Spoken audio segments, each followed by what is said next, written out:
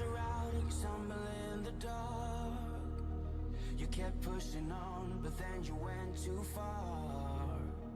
When your ship has sailed and all your dreams are lost, everything is wrong, you feel like it's your fault. Just remember, I will be there for you, baby. Remember, there's nothing out there to get you, don't forget it.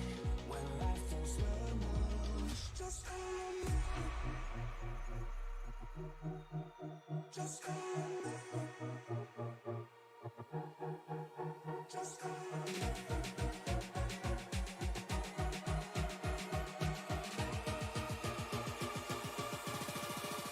Just call me.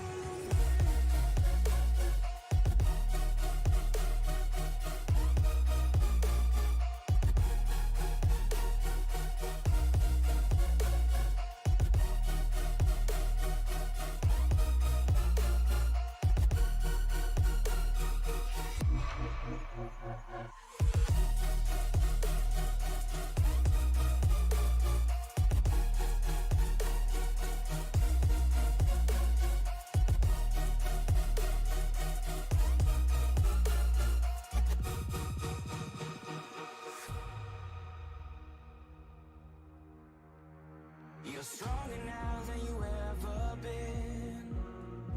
You gotta leave now, it's time to catch the wind. You will climb up high and look through the clouds. And when you're feeling low, I know you'll bounce back. Oh, and just remember, I will be there for you, baby. Remember, there's nothing out there to get you, don't forget it. When life throws lemons, just call me. Just call me. Just call me.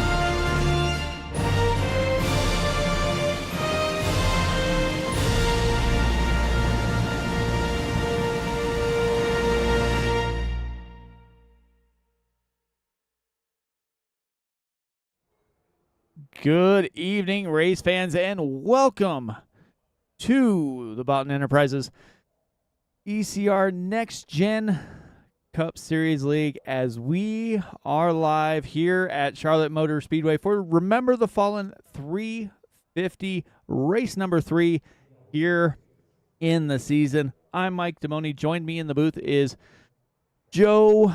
How is it going, man? Not too bad, man. I'm excited to be back up in the booth. Excited to be here at Charlotte Motor Speedway for 350 miles of what appears to be an exciting race.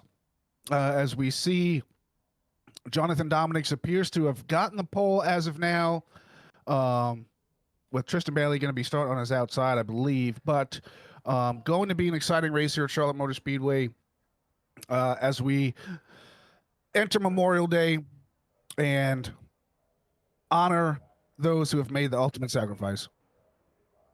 Yeah, definitely. These guys put on this race every season, and it is just something we've come to kind of love. They get out those special paint schemes. We'll show several of them through the night. But the other thing we need to talk about is this Eliminator in-season challenge here, brought to you by Humanities 101 Foundation. Last week, Kane Lee did not like the lefts and rights that were Sonoma, and he got eliminated. So that leaves us down to 10. Tristan Bailey, Doug Denise, Adam Boughton. Then we got John Osborne, Dwayne Furtick, Chris Howell, Kent Mueller, Anthony Ludi, Tyler Burden, and Pete Walsh still alive in this thing as they just wrap up qualifying. Yeah, 9 more races left in this Eliminator challenge. And these 10 drivers are all going to continue to fight and come away with those 3 extra championship points. Yeah, you want to start the chase off right. That is definitely something you want to kind of contend for if you can. Tristan Bailey lucked out as his bad race that he pretty much his only DNF of the season had a driver not show up, and that was Michael Carter. Michael Carter going to try and get some points the hard way, as he is going to have to race himself in, but looks like they're just about ready to grid. Yeah, and that DNF didn't hurt Tristan Bailey at all, as he's still up on top of the leaderboard by about 70 or so, probably just shy of 70 points, so he'll still be in good shape. Yeah, he is perfectly fine. He made up for it last week as he dominated Sonoma. It was pretty much him, Dwayne Furtick, and Tyler Burden for the majority of the race.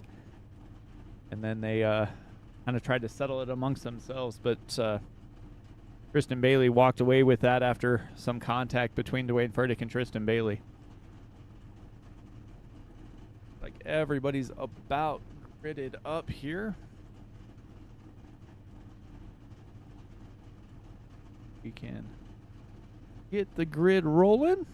Jonathan Dominics did get the pole with Tristan Bailey just to his outside. Dwayne Furtick and Adam Boughton back there in row 2. Aaron Miller, Tyler Burden in row 3.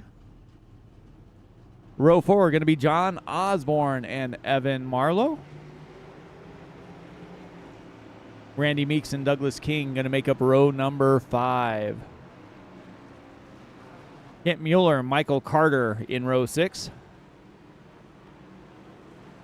Row 7, Doug Denise and Christopher Roth. Dan Carnathan and Alan Holtzman. Christopher Howell and Ryan McCall. Kane Lee and Eric Maggette make up row 10. Ethan Brooks and Gary Nash in row 11. The final drivers are Pete Walsh and Anthony Ludi, and it looks like we already had a couple incidents on track here. Yeah, we're gonna do an extra caution lap, as it looks like 3, 4, 5, 6, 7 drivers getting tangled up there. Not sure what happened there, but nevertheless, we're going to have an extra caution lap here to see if these guys can't get situated, settled in, and get ready to go for 233 laps. Yeah, this is going to be a long race. That is definitely not how you want it to start, but get it figured out, get it locked in, and like Aaron Miller's going to be at the tail end of the field after that.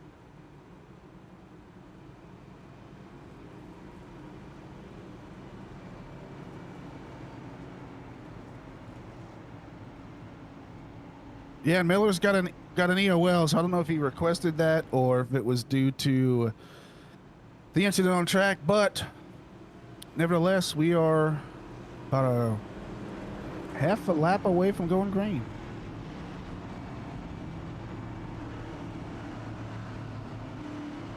You know, Charlotte Motor Speedway, another one of those iconic NASCAR tracks, you know, your traditional mile and a half, and I'm looking forward. This is going to be my first year of the Coke 600 this year, so excited to get out there and get some more real life race spectating, as I do enjoy, you know, broadcasting and commentating, but there's still nothing like the real thing.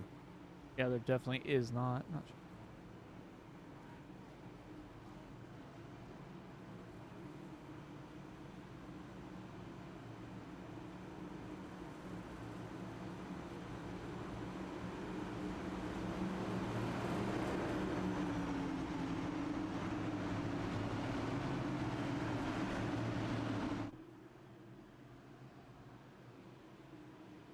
Looks like the grid showing.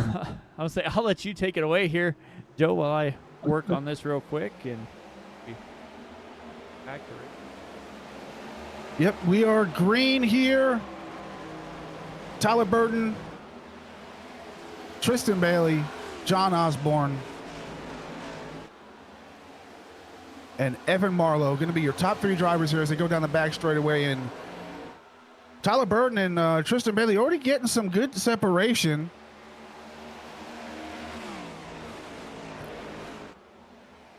Evan Marlowe about 5/10 back.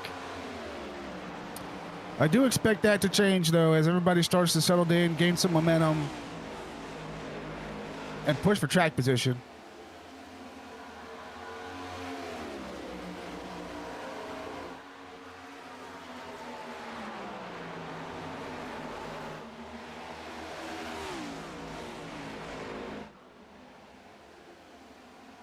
Tyler Burton looking to stay above the chase line as he currently sits 8th in points.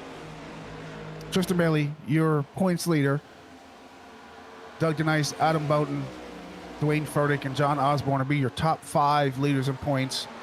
All these drivers are still looking to gain an extra 3 set of championship points at the end of this elimination tournament, as we have 9 races left in that. But Jonathan Dominick's looking pretty strong out in front. Tristan Bailey's going to be doing what Tristan Bailey does. Don't expect him to stay out of the lead for too long, as we do see Dwayne Furtick and Tyler Burton starting to close that gap a little bit on Tristan Bailey. We might have a battle for the second place spot here in just a few laps.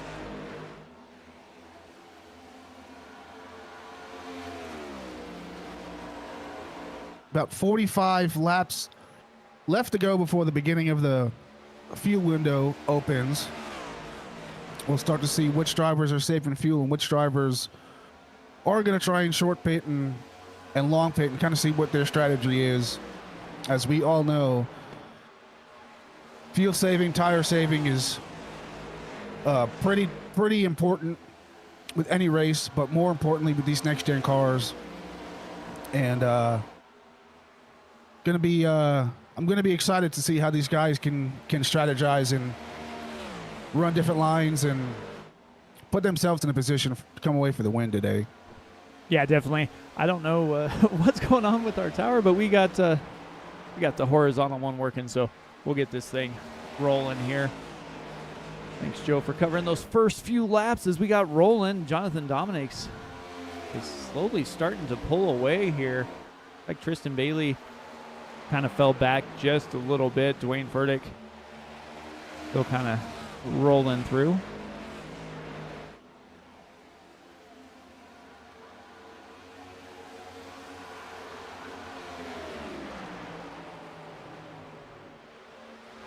Yeah, most of the field starting to get stretched a little thin here. Everybody's single file.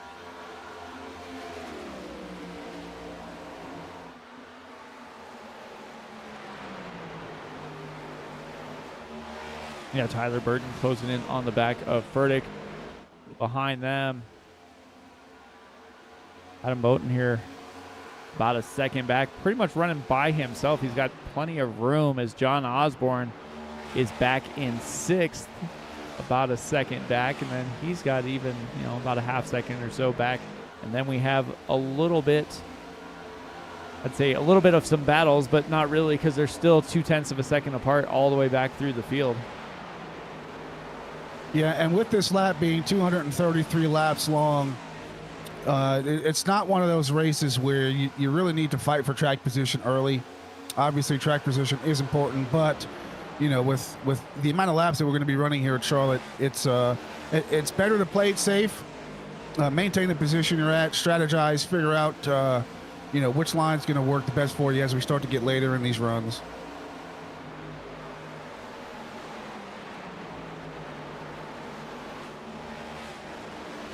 Yeah, it's all about strategy. Looks like that is Alan Holtzman off the pace there, giving up. Oh no, that was Randy Meeks giving up a few positions. I think he lost his line and kind of just faded back a little ways. Looks like Douglas King is trying to go down to the inside of Kent Mueller. Whoa, he slides King up in contact right there.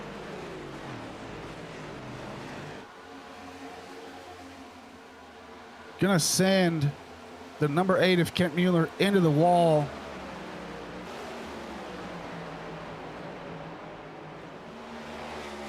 Now Kent Mueller, the American Legion, be the one. Number 8 machine got sent into the wall, gathered it in. He's trying to make some way back on the 29 of Stan Carnathan. It doesn't look like he's got too much damage on the car. It just looks like a little brush up against the wall. Hopefully he doesn't have any loss of steering.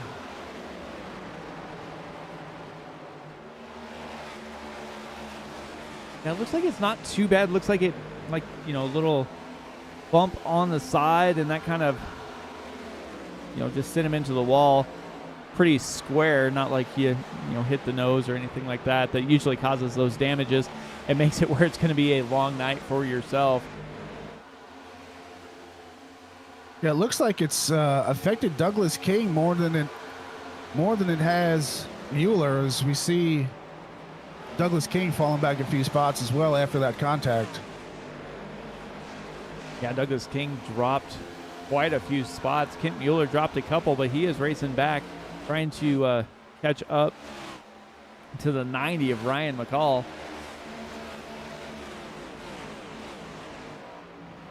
And as we were watching that, we missed a pass for the lead, but we can go back and take a look momentarily here. Yeah, it looks like Dominic's lost a spot to Bailey and Tyler Burton. Now going back, take a look here. See what happened to Dominic's.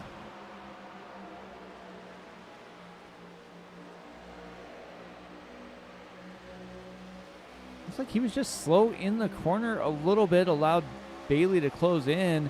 Bailey catching that draft, staying right in the wheel lines there as he goes to the high side. Looks like Dominic's might have just almost given him a little bit here. Yep, got a little loose as Bailey got to his outside.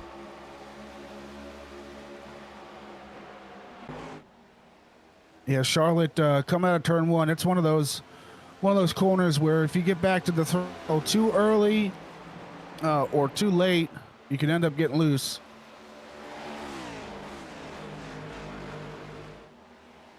Especially if you're wrapping that, if you're wrapping the paint.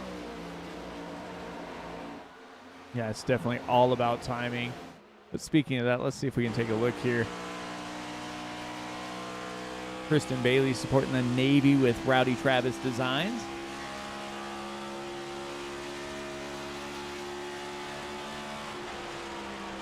Like you got the Air Force there, maybe with the B2 self-bomber on the hood.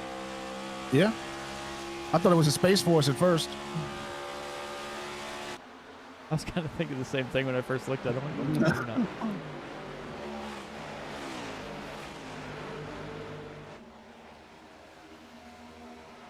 Dominic's now under pressure from Dwayne Furtick. Furtick going to go down to the inside and try and make this pass as they come into turn one.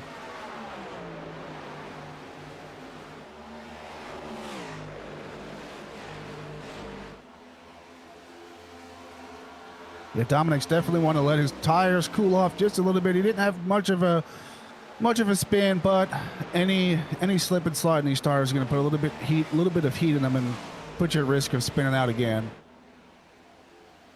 Yeah, and it's a long race. You got plenty of time. Quite a few pit stops to get through as well. Looks like he went up to the high side. Might have found a little bit of speed up there, maybe. Trying to test some runs for later. As Burdick goes right into his tire tracks there. Yeah, we're almost in the sweet spot of when you want to start moving up the track. So looks like he's just testing it out right now, kind of see how it's going to feel. So as we get a little bit later on the run, he can just start ripping the top.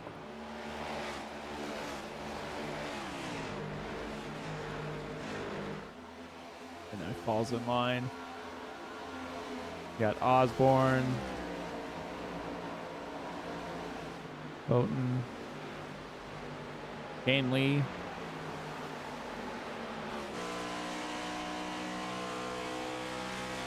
Kane Lee in the Capital One Chevrolet. CapitalOne.com for all your credit needs.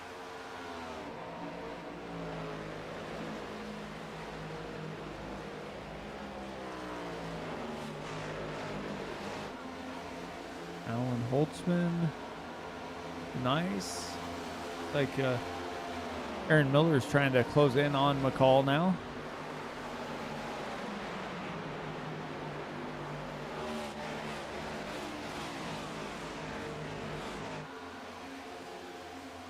Looks like Evan Marlowe's off the pace as well.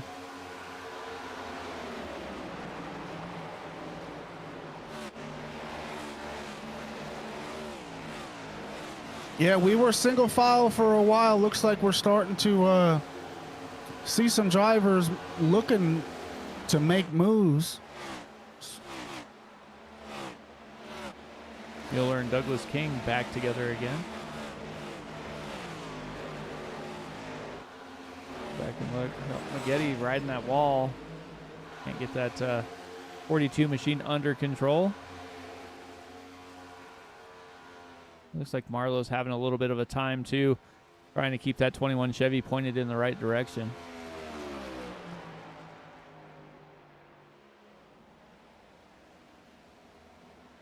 Yeah, turn four is, you got turn one that tends to run loose, and turn four that tends to run tight.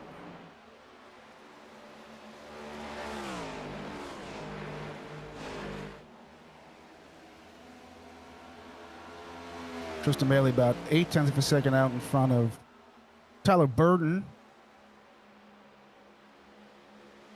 Then Furtick about just shy of a second behind Burden.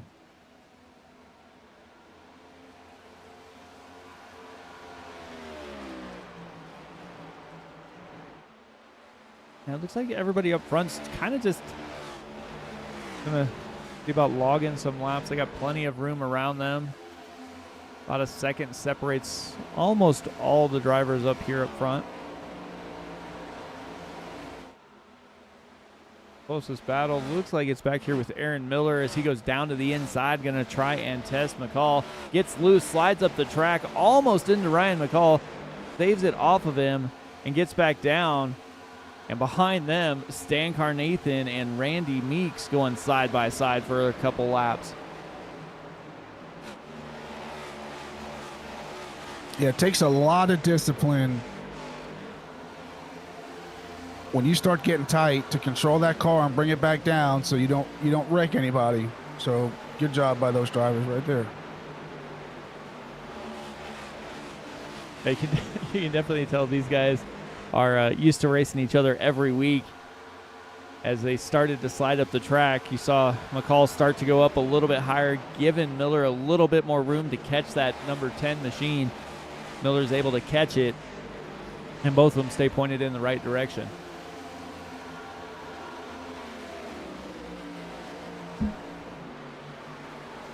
I like that paint scheme of the 29 car, Stan Carnathan, a little Kevin Harvick throwback.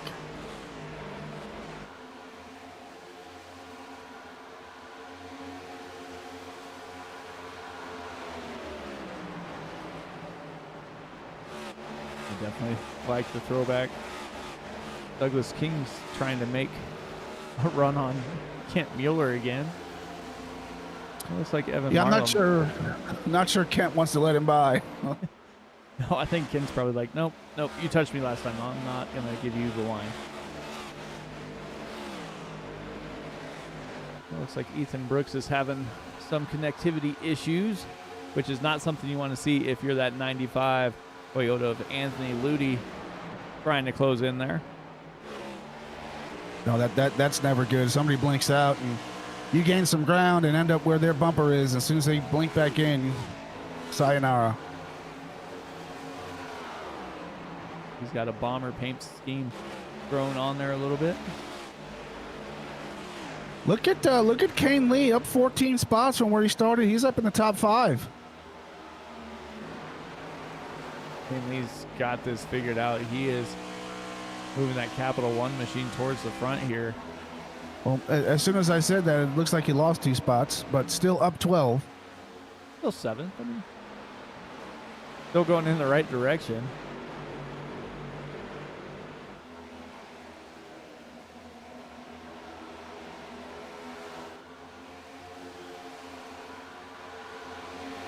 Holtzman's trying to stay in front of Howell and McCall. Christopher Howell has the Ross Chastain Coke 600 win plastered on that number 1 machine. Yeah, a lot of good paint schemes here, and I'm really glad to see that some of these guys have decided to run paint schemes to honor the military, especially as we get ready to enter Memorial there. That's pretty cool. Yeah, I forgot they updated the track.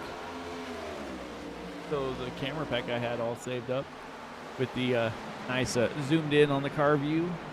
Forgot it doesn't exist anymore because they changed the track. Gotta love that. Yeah.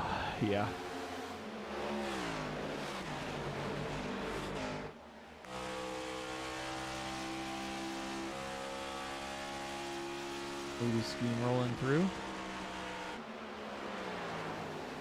A little bit of an eyeball test to see just how much separation there is between Bailey and Boughton.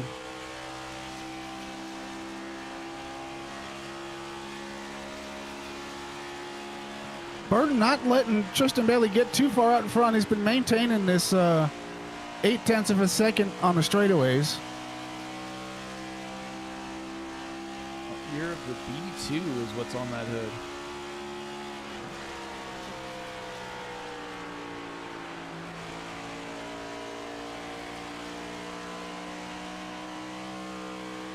Yeah, the B2 taking its first flight in July 1989.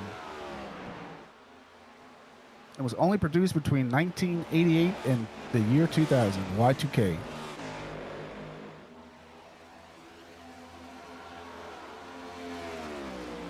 I did not know that. I didn't either until I just Googled it. Google's fast. Yeah, but not quite as undetectable as the B2. Yeah, I do know that part. You know, people don't really understand just exactly how big the B2 bomber is. It's a huge plane.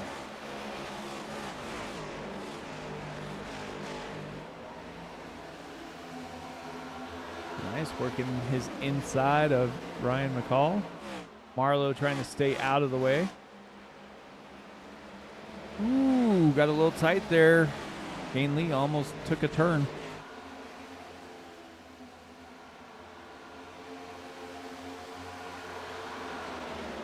I think that was lucky that it was a teammate in Doug Denise, and otherwise one probably even a couple inches closer, and that 91 might have went for a spin.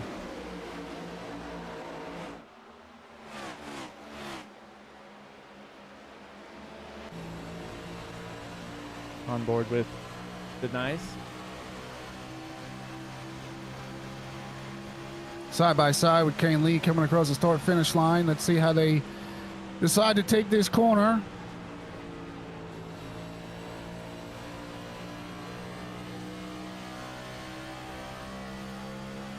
Denise getting the better of Kane Lee, but Kane Lee getting a run on the outside.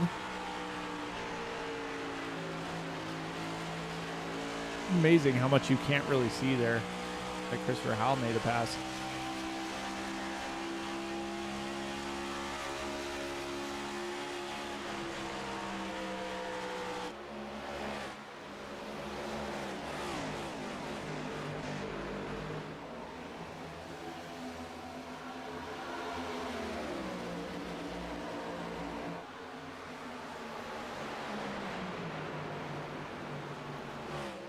Jonathan Dominics, after starting on the pole, is back into 6th position. Going to lose a couple more probably here pretty quickly as Christopher Howell and Denise get by.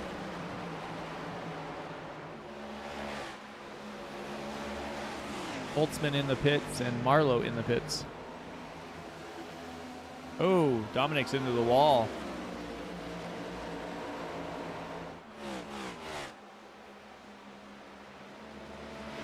Stack up a bunch of drivers up here. Yeah, the racing right here has gotten real tight. No margin for error.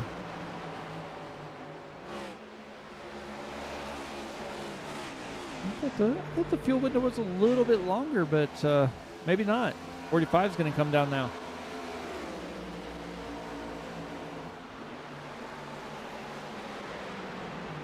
I thought it was going to be closer to that 50 lap mark. Yeah, I mean, just unless it's a short pitch strategy, we'll see who else decides to come in for their green flag stop here. Just a few laps.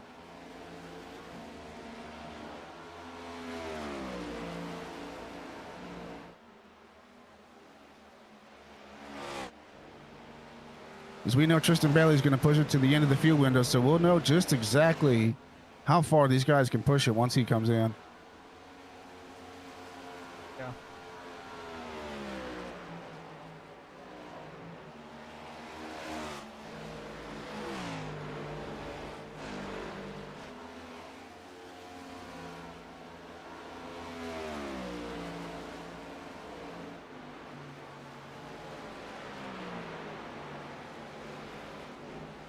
Wayne Furtick, Osborne. Tyler Burden might have got a little something there. He is now down to 4th. These top 4 drivers, they've got about 2 seconds, almost 3 seconds on the next position car.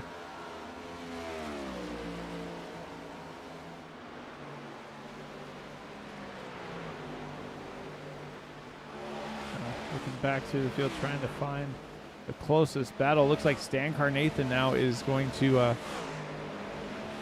try and get by the Nice. If he's able to get by. Or maybe not. Nice battling back on the bottom.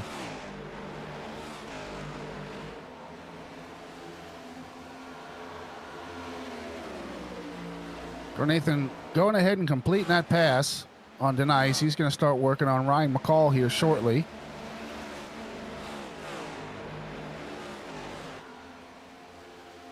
Yeah, so we got Jonathan Dominics, Alan Holtzman, and Kane Lee all came in the pit on 42, 40, and 43. Evan Marlowe still in the pits, has been in there for almost 4 minutes now. Yeah, I think Marlowe was a recipient of the pre-race incident. I could be wrong though. Sounds about right.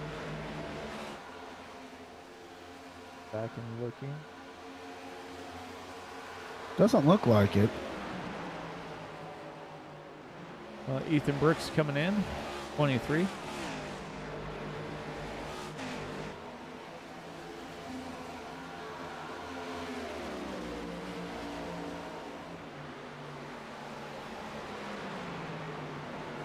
Keep seeing Ryan McCall get into battles here and there all around the track, and he's still up 11 spots from where he started.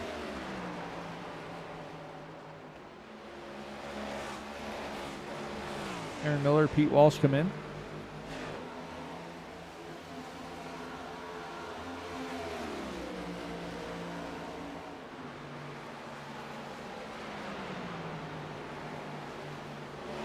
I would imagine it's probably getting relatively close here, but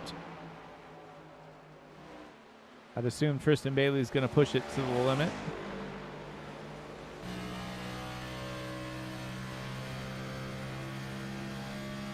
Yeah, I would almost estimate he's probably got about 5 more laps.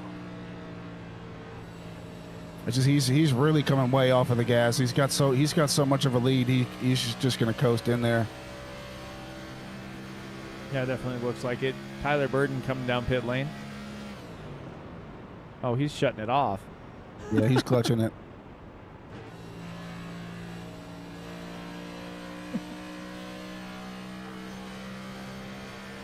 I remember. You can really. Oh, go ahead. I'm sorry. I was say I remember seeing guys do that on several races where they just shut it off. It's not like even just like clutching it; they just shut it completely off. So that is definitely as far as you can go here as Tristan Bailey's coming in.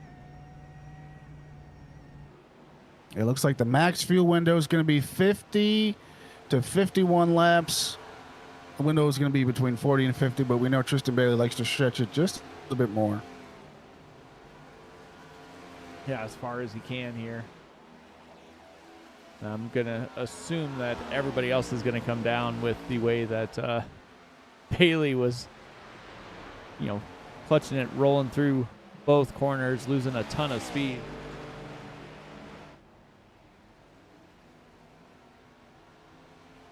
Evan Marlowe back on track. About 12 laps down.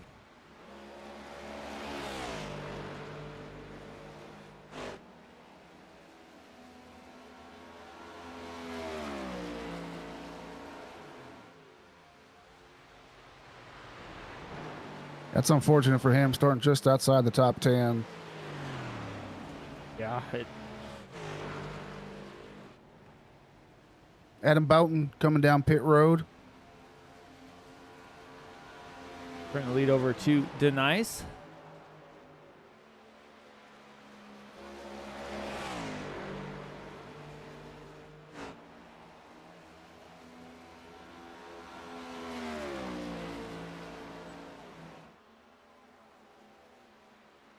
I do think Denise will be coming around here this time.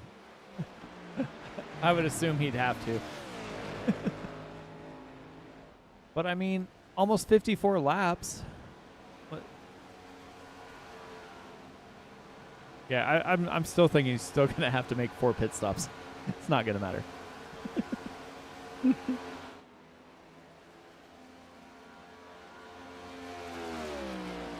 Tristan Bailey doing what Tristan Bailey seems to do lately. He's got over a 3-second lead. over John Osborne.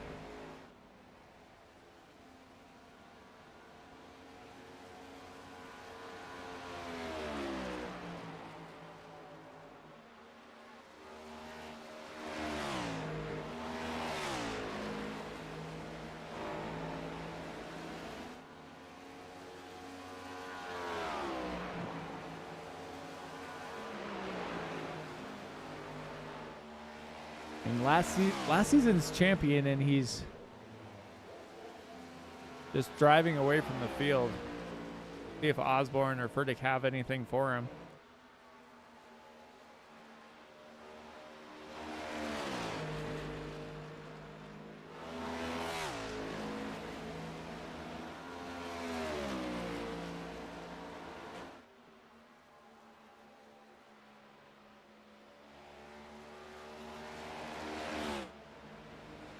Osborne 320 back. Furtick a second and a half back from Osborne. Tyler Burton right in his draft now. Like we have a gaggle of cars back here. Oh, it looks like Moody might have bounced off that outside wall a little bit. Holtzman down to his inside. Can't quite get there though. Yeah, this is a nice mid-pack battle right here between all these cars.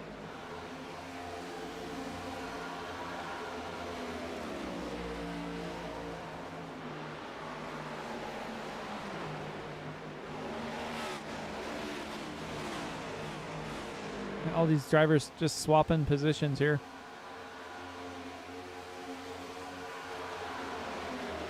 Randy Meeks, Ethan Brooks, Michael Carter. Christopher Roth got up into the wall a little bit, come out of 4 before, and he just rode the wall just a tad bit going into 1.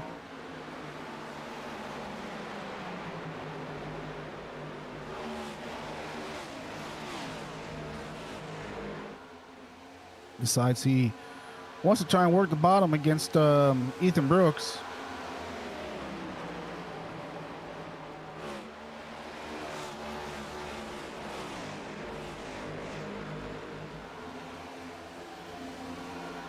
Oh, little contact right there. I was going to say that looked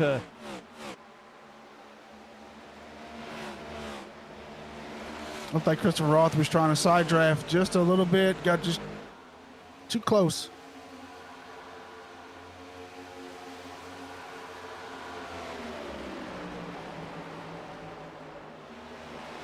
Yeah, Christopher Roth making his way through.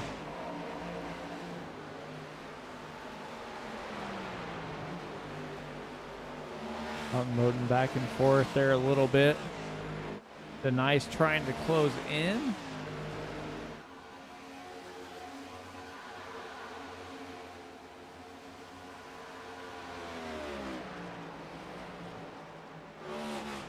Like Kane Lee got a pit road speeding penalty or repairing some damage as he spent almost 45 seconds in his box.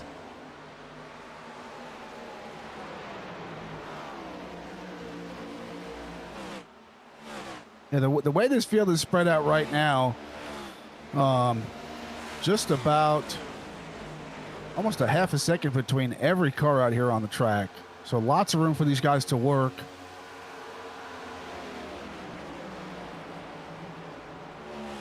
The question is, how long can we stay green?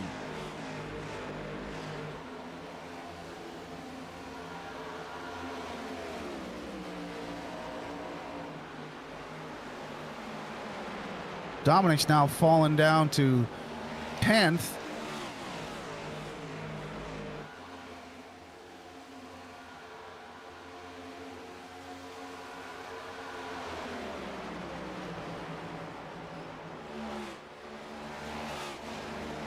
Looks like Maggotti's still having trouble with that 42 machine. Trying to Yeah, stay out. he's got some splitter damage. He's trying to stay out of the way, but at the same time, he's almost getting in the way a couple times, but there's nowhere really he can go because he's trying to stay high in the corner, and on corner exit, that's just where the line He might be better off just running his line and letting everybody go around him on the outside. It's tough though, right? Because when you're lapped down, you want to let the faster cars go by, and sometimes you can get a little bit nervous, and sometimes you overdrive the corner and end up into the wall. And who was that getting a little bit loose? Is that Ryan McCall? Yeah, might have been. He went back hot second.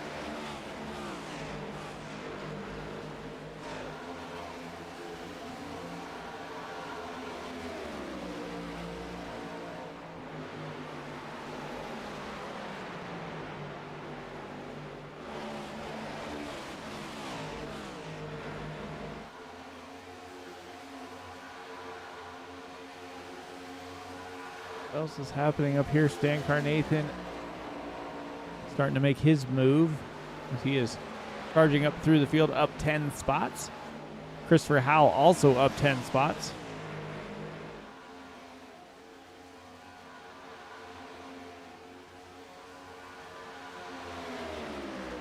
But Anthony Ludi up 12, 13 now. Oh, we got Douglas King, Jonathan Dominics. Oof. Wow.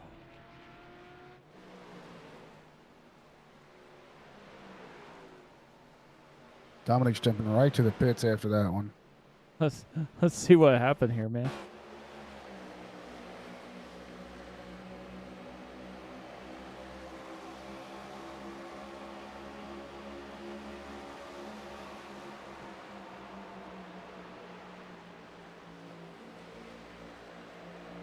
See him working on the inside of Anthony Ludi. He just gets loose down on the grass. Tries to take the road course. Keeps going straight. Oh!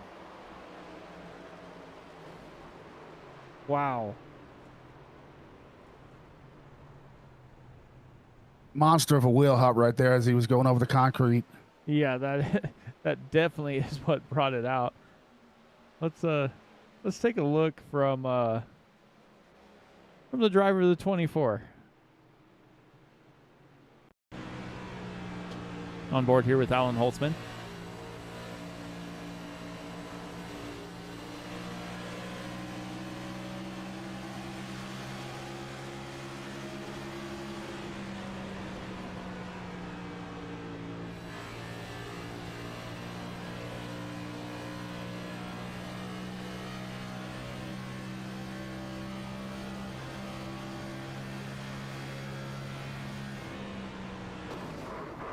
Yeah, you can see he tries to avoid it.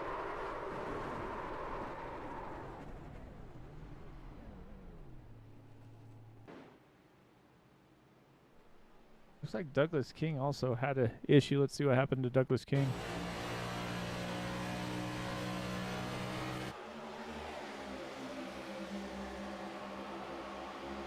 I think he's starting to make his way through the field a little bit, up a couple spots. I think he touches the bottom. It's loose. Slows down enough to keep going in the right direction, so.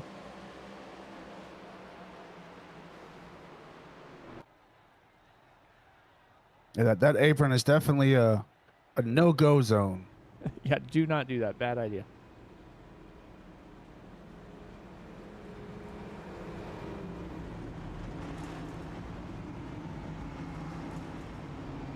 So it looks like Holtzman has called it a night as his engine probably is cooked. Looks like Dominic's might have called it a night as well.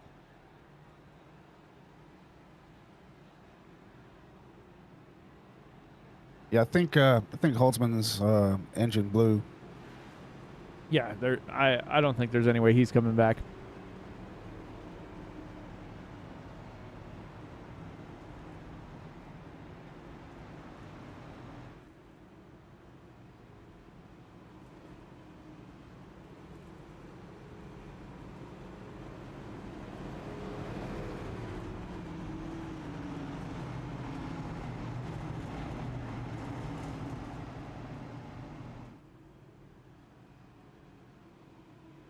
So we are stacked back up again. Bailey, Osborne, Burden, Furtick, Harnathan, Boughton, Howell, Denise, Miller, and Ludi are our top 10.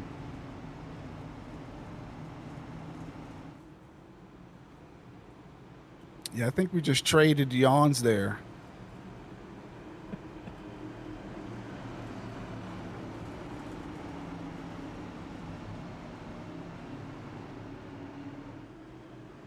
As we see the pace car getting ready to make its violent exit off of the track.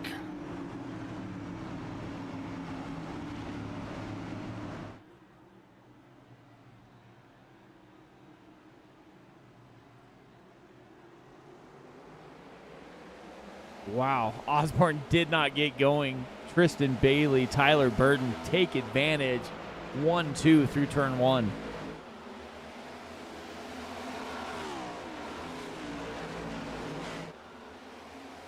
Yeah, that might be something that Osborne wants to work on because, I mean, he's a really good driver, but I would think the one thing that separates or that he's at a disadvantage with is restarts.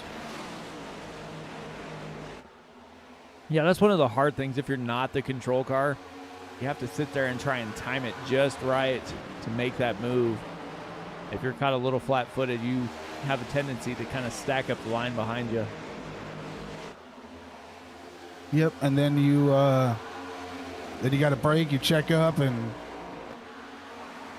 you get the accordion effect.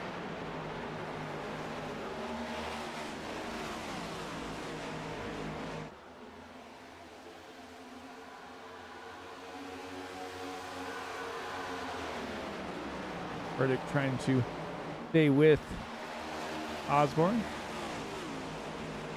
Dan Carnathan still moving in a positive direction inside the top 10 for the first time today.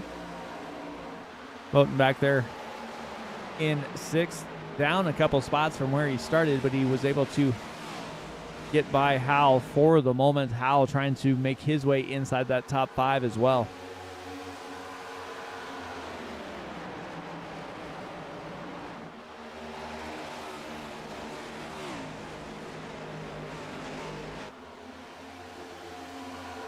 Tight little battle for the lead there. You get Burton that's just 1/10 of a second back off of Tristan Bailey. Yeah, they are definitely closer than they have been most of the race. Looks like we also had Michael Carter call it a day. We'll wind up with the 24th place finish here tonight.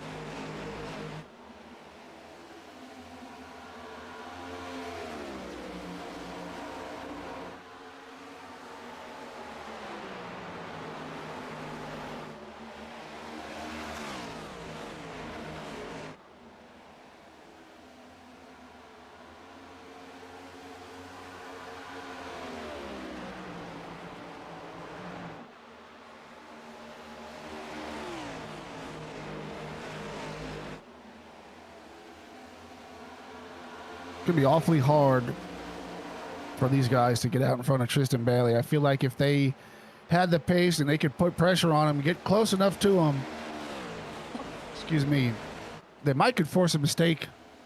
They might could force Tristan Bailey to make a mistake, or they can get close enough to pack some air on his left rear and just slide him up out of the way.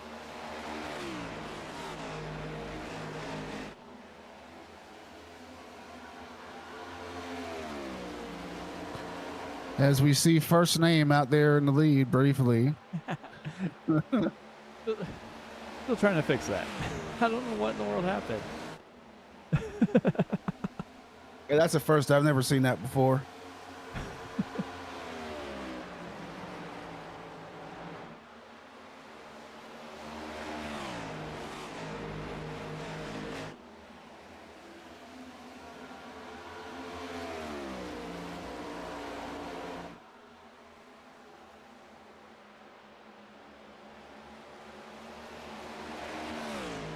Right now, it looks like Pete Walsh is the driver in danger of losing out on the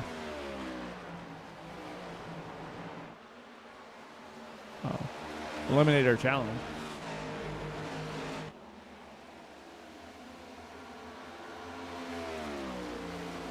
Evan Marlowe able to make up a couple spots after being able to pass the drivers that had called it quits. He is still about 10 laps down.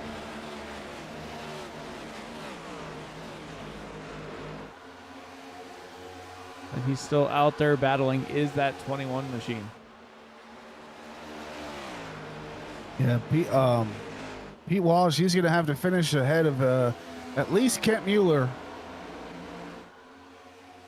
He's the next closest driver to him that's still in the elimination challenge.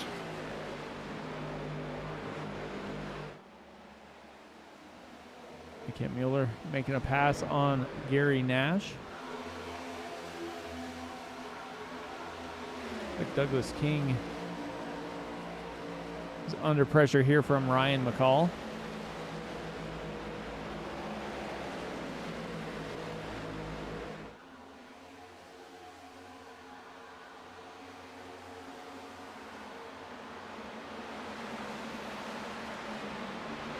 McCall has the Navy on board as well.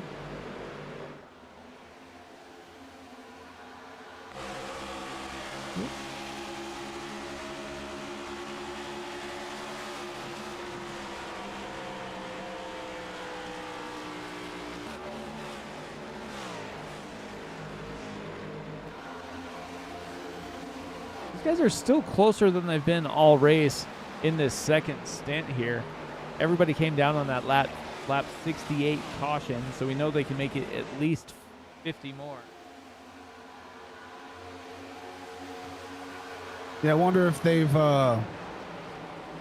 if they were able to make some adjustments and figure out what they need to do to stay on pace and gain some positions.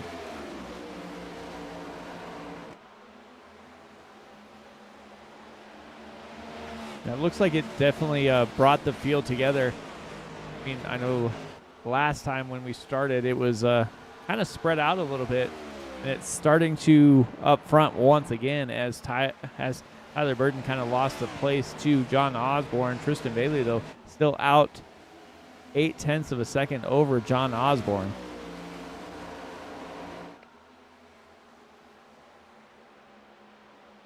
Yeah, Osborne and Burton, the best opportunity for both of them would be to try to work together and establish some sort of draft on the front stretch and the back stretch to gain some ground. Does not look like that is going to happen. So Tristan Bailey just going to keep increasing on his lead. Yeah, Tyler Burton starting to feel a little bit of pressure from Dwayne Furtick. Furtick in that 51 machine starting to close in, but still taking a little bit of time to get there.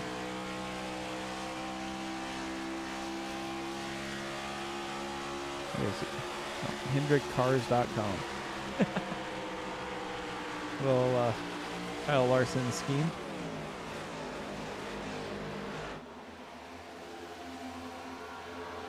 Yeah, always a fan of Hendrick, except for when Jeff Gordon drove for him. I didn't care for him too much, but like him now. That's all that counts, right? Yeah. I don't know. I think it's funny if you look at all the cars he's won in, like 95% of them are just the, white and blue Hendricks.com. Yep.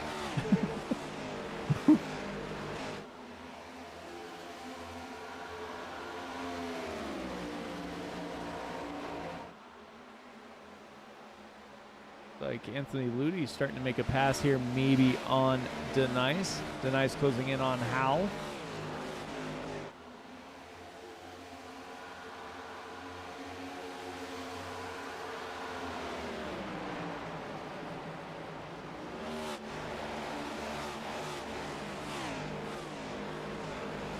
Not enough there for Ludy. Like Aaron Miller bounced off the wall just a touch there. Randy Meeks in 11th. Kane Lee trying to get by Christopher Roth. Christopher Roth, yeah. Completes the slide job.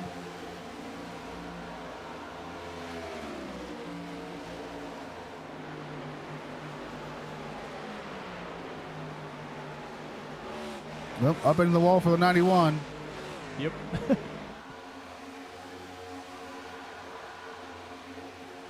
That wall, man, it just sucks you in, and it's so hard to get out. Yeah, it's one of those things that once you're close enough to it, that's just where you're going. You really have no choice about it.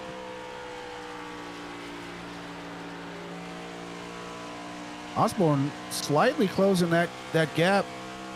Gained about almost a 10th and a half on Tristan Bailey.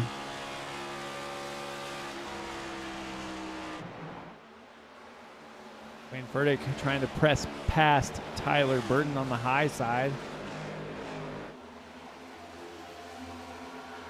He'll do just that.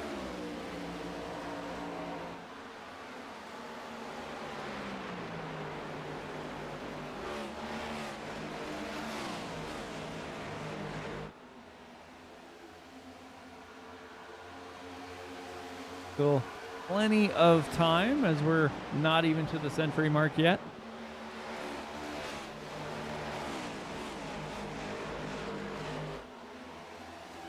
Second round of... I was just going to say we're just shy of 140 laps to go. Yeah, we're they're probably 25 laps or so from pit stops. So definitely something to take a look at here.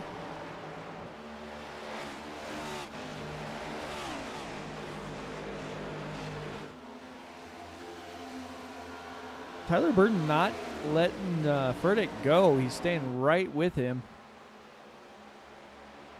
which is kind of allowing Stan Carnathan to close in.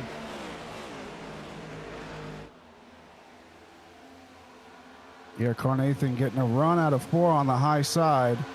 Closing that gap ever so slightly. Looks like Ryan McCall had a catch fence issue as he is now back in 19th.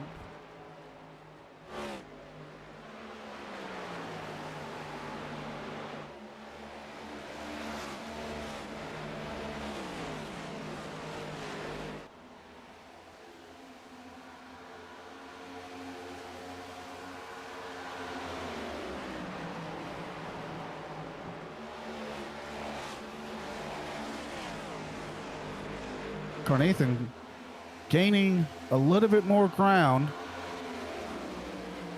Seems like he gains the most coming out of 4.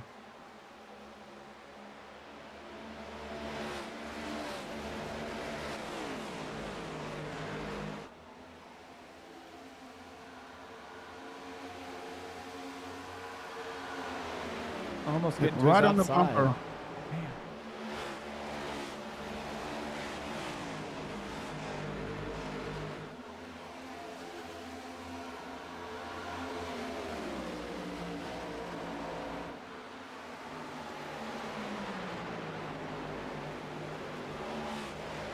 Yeah, it looked like Carnathan started to get a run, and then almost like the 06 kind of gave him some dirty air, and that just took the whole run away from the 29 machine. Yeah, I thought he was going to make that move on the inside, and then I saw the car wiggle, and he fell back in line. So definitely a good air block there by the number 6 car of Tyler Burton. But if Carnathan keeps getting these runs, he's only going to be able to hold him off but for so long. And into the wall, Burton goes. That's going to allow Carnathan to get by him.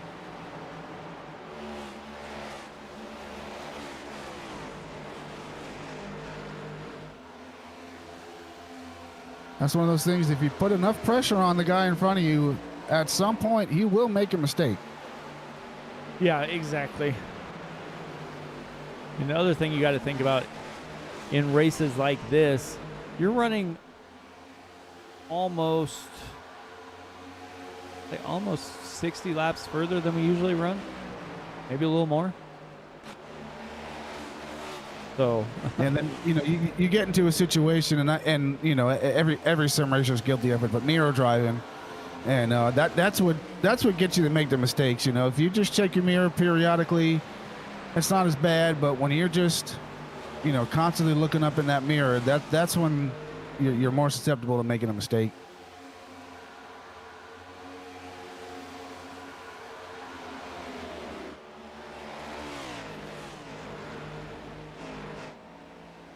Osborne keeping the how do I say this? The smallest margin against Tristan Bailey so far this race.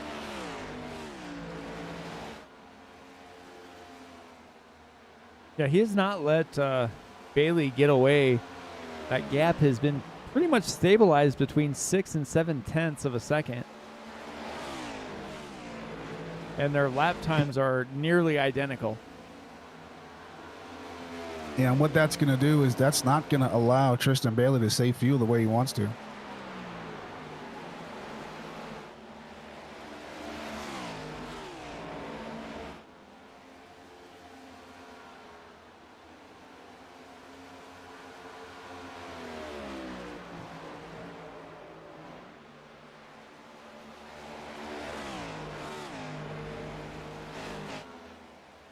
Just about 8 laps until the beginning of the fuel window for everybody except Tristan Bailey.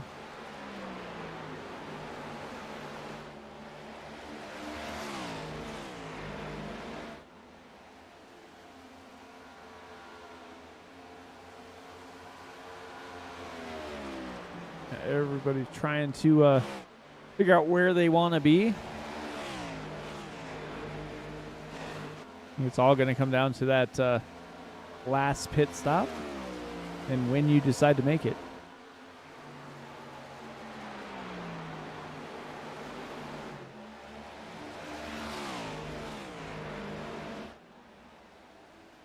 We got one down pit road. That's going to be Eric Majet.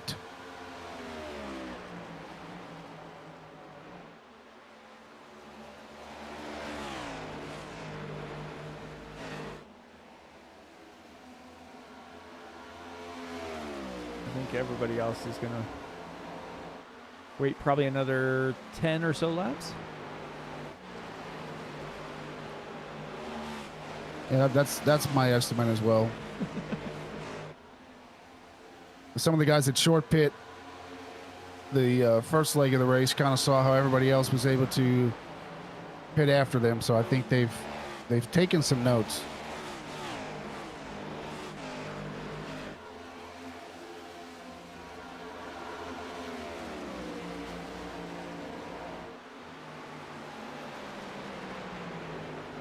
And everybody running within a few tenths of each other, so it's definitely a whole lot different strategy-wise than this leg than opposed to the previous. Now the first one, they got spread out pretty quickly. This one here, though, it looks like everybody kind of made some adjustments. The track kind of cooled down as we're headed off into the nighttime, and everybody kind of tightened up just a little bit. It looks like about 3/10 to 8/10 separate each car on track, so you're gonna have a little more trouble depending on when you come to pit lane.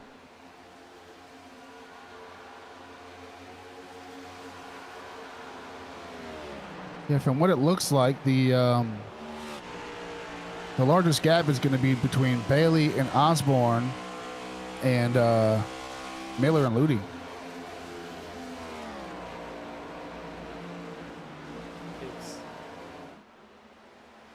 Ludi and Kane Lee.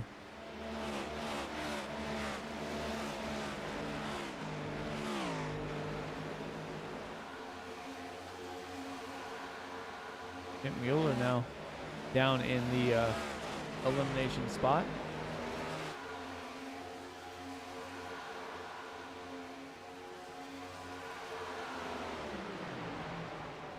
Yeah, he's down 8 spots since the start.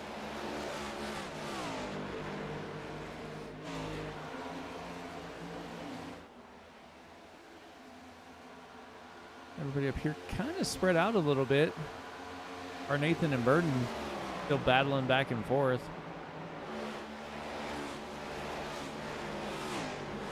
Yeah, this is good racing, right? Everybody is spread out, giving each other enough room, but they're still close enough to make a move if they want to. Yeah, as you saw there, Tyler Boughton put the pedal down and made that pass on Carnathan. Looks like Christopher Howell starting to close in here.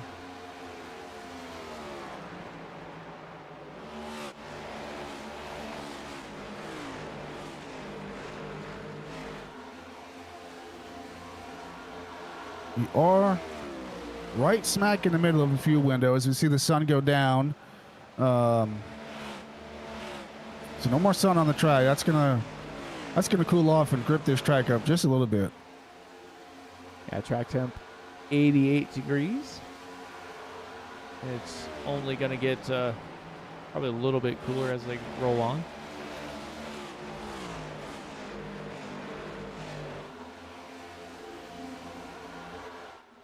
When these drivers elect to come down pit lane. It looks like Kane Lee going to come down.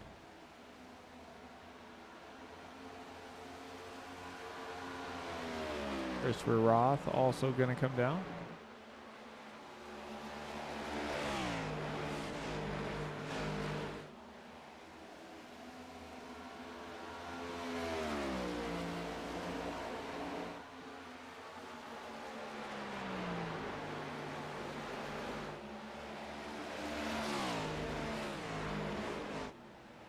Bailey's still out. Osborne's still out.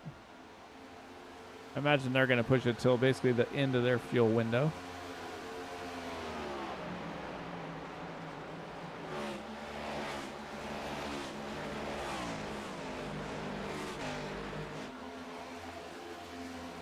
Yeah, I would think anywhere between 118 and 120 we'll start seeing these guys come in.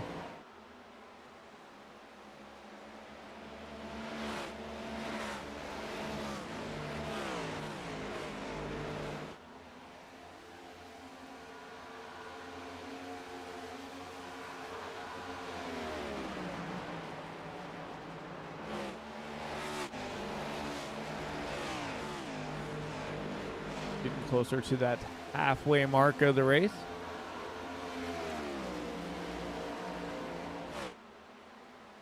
Looks like everybody's kind of starting to spread out a little bit further now as that pit window starts to near.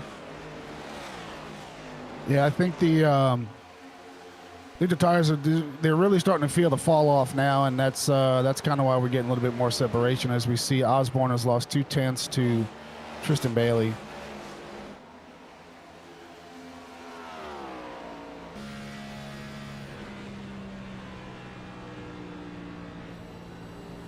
Oh, caution out. Not sure for what?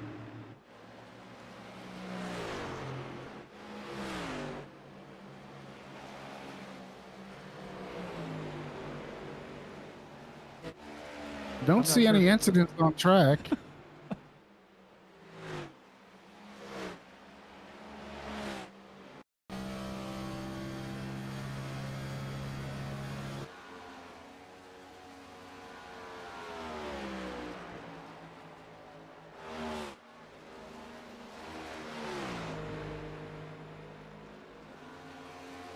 Wonder if that was a competition caution. No. I don't believe so, but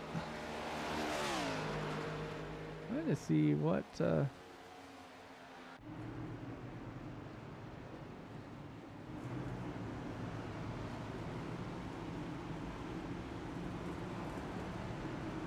only thing I have is Christopher Roth back and forth. See if we can see if there's something happened with in here.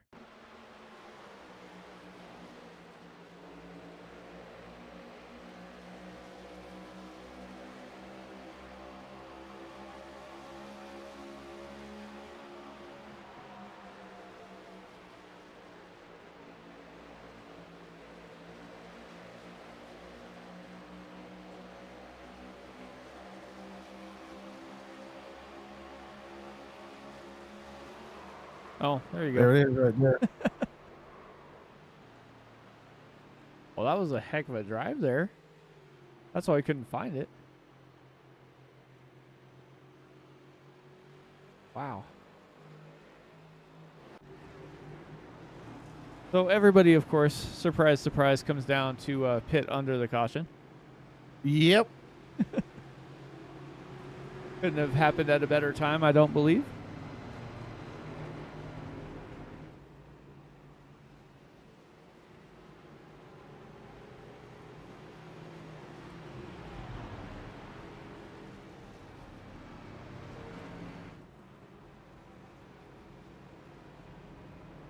That should afford Majet and Roth the wave around.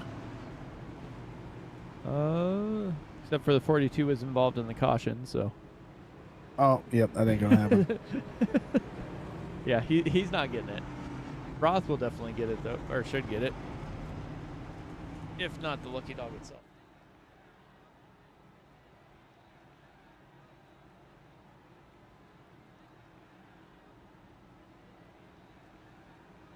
I think Marlowe was hoping everybody to be on the lead lap so he could get a lap back that way.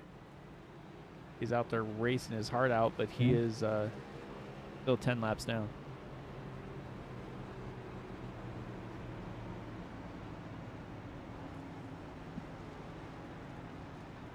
Well, Majet got lucky there because he got the wave around. Wow.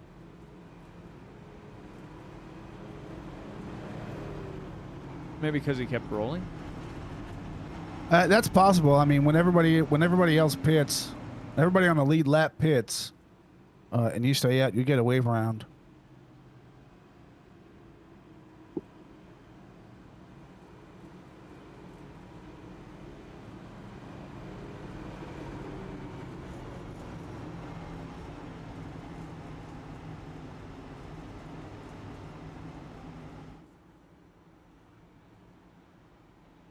Stacked up once again.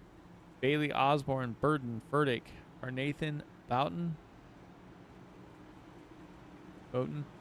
Howell, Denise, Ludi, and Meeks.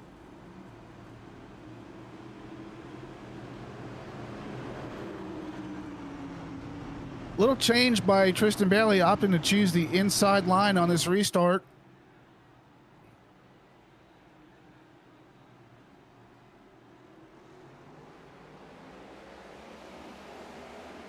Green flag out. Tyler Burden forces it 3 wide right in the middle.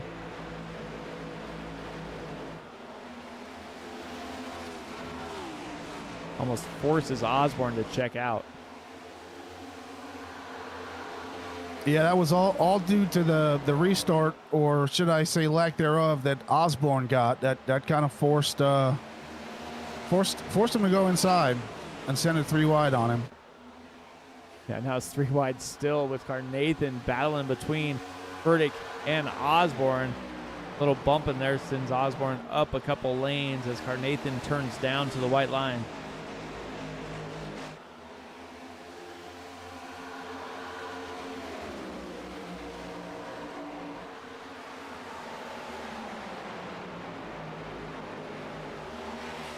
Carnathan in his best spot of the race so far, as we see not only Tristan Bailey but John Osborne getting into the wall off of 4, but Carnathan up to 4th from 15 since the start of this race.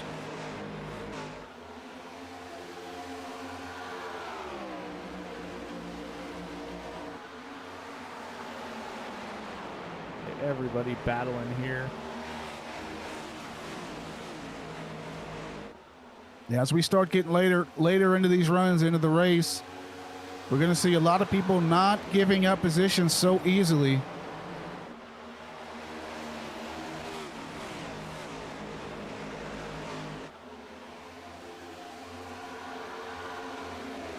Carnathan sliding up in front of Furtick. Furtick looks to the inside, but falls back in line. Now he's going to dive down to the bottom in turn 3.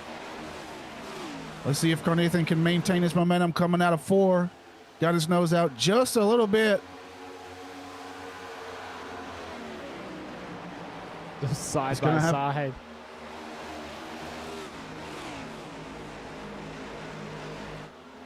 Burdick able to almost get by him.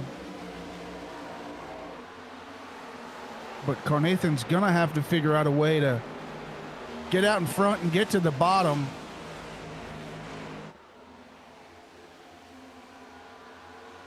As he does.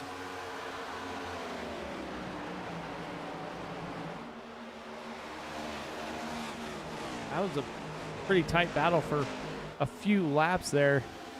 Nathan able to maintain his spot and stay in front of Furtick. Christopher Howell trying to get the Folds of Honor #1 machine to fall in line here. Don't count out that number 94 of Adam Boughton. He's right up on the keister of Christopher Howell. He's got Nice and Ludi battling back and forth right behind him as well.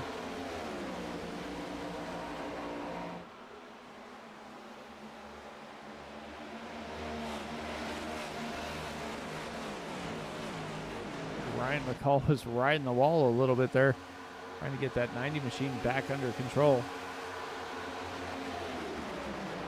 Yeah, just paying attention to how these guys are driving now as opposed to the start of the race. They're definitely more aggressive, which is in turn going to force some drivers to overdrive the corners and push tight coming out.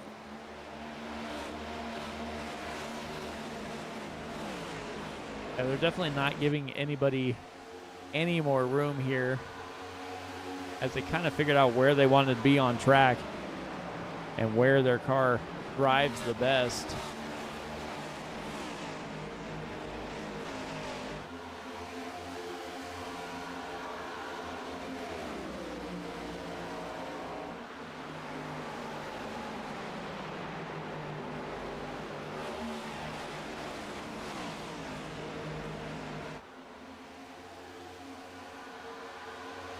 Yeah, if you look at the splits, the top 15 drivers are all really close to each other.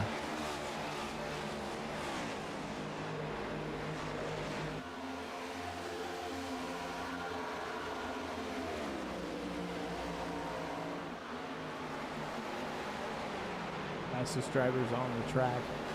29.84 to 29.91 for the top 5. Oh, we got one in the wall.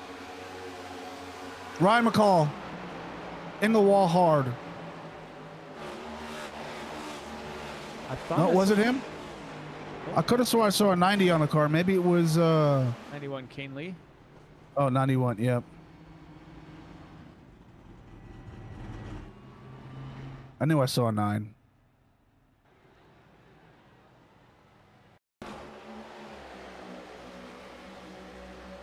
We were close. You were right. He was right behind him.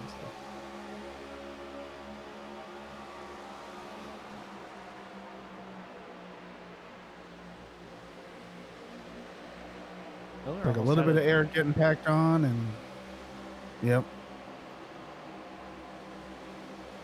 Just gets loose coming off of 4. That's a day ender right there. Oof.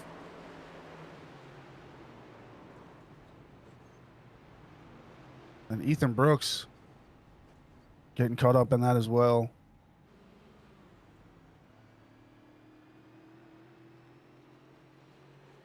Take a look.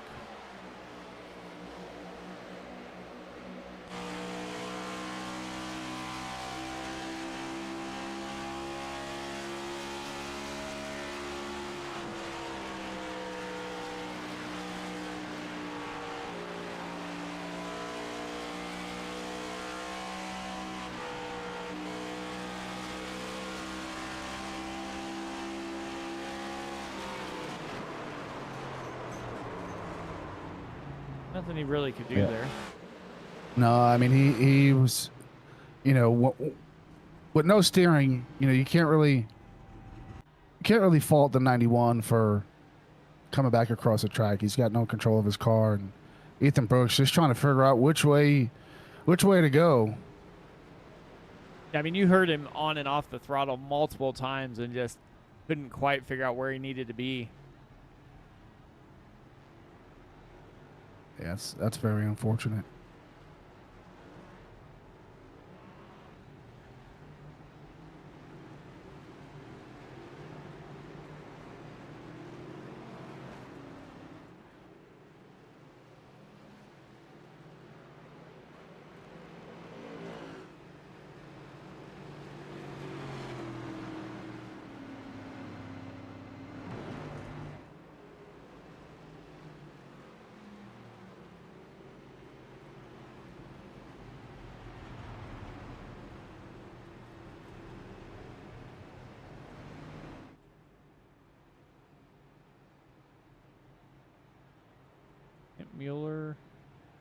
Kent Mueller is going to be sitting in that elimination spot for the time being.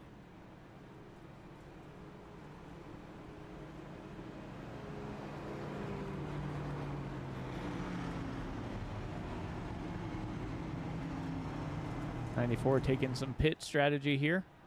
Only spent 10 seconds in his box. That sounds like a fuel only stop or 2-tire stop.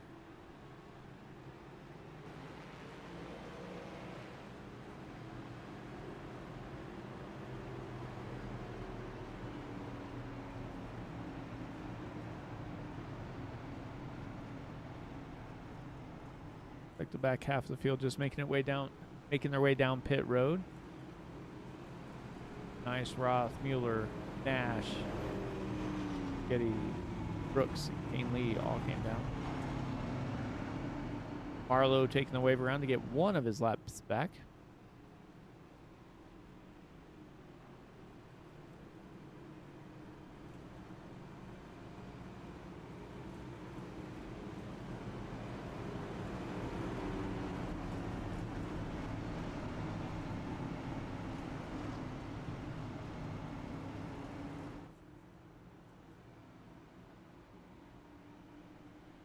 It'll be interesting to see how Tristan Bailey handles this, as he is not the control car now.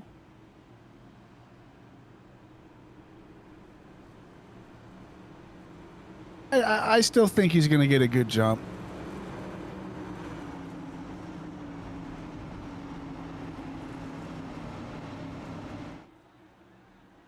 Question is he going to have help from Osborne?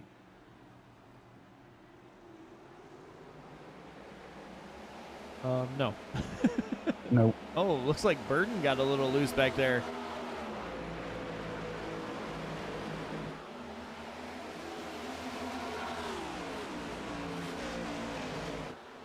Oh, almost Staying out contact front. there. Oh, and there it is. Verdict goes around. Wow. Furtick and Bailey getting involved, with Furtick getting the short end of the stick.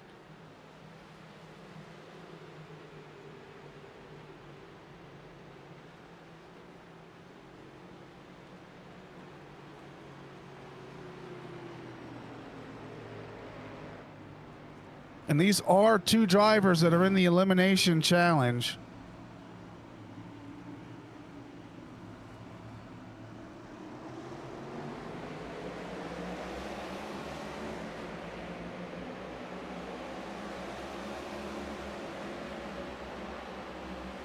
Just goes to show that cautions breed cautions. Yep. Almost touched there.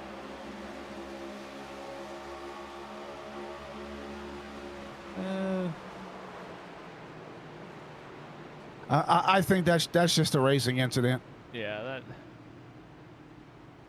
You know, that outside line, it gets a little bumpy and pulls you to the wall, and you got to put a little bit of wheel in it to stay off of it. Looks like just a tad bit too much wheel to the left by Furtick and a little too much wheel to the right by Bailey.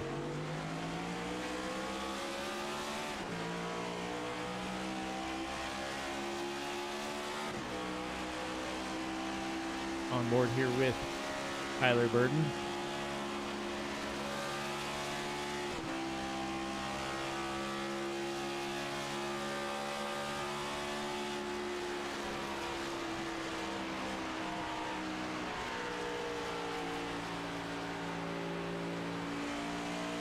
lucky for Boughton, he was able to make it through there.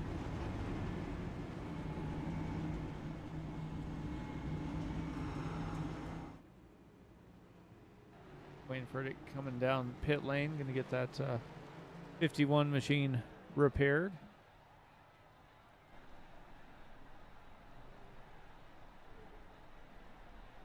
Right front damage there.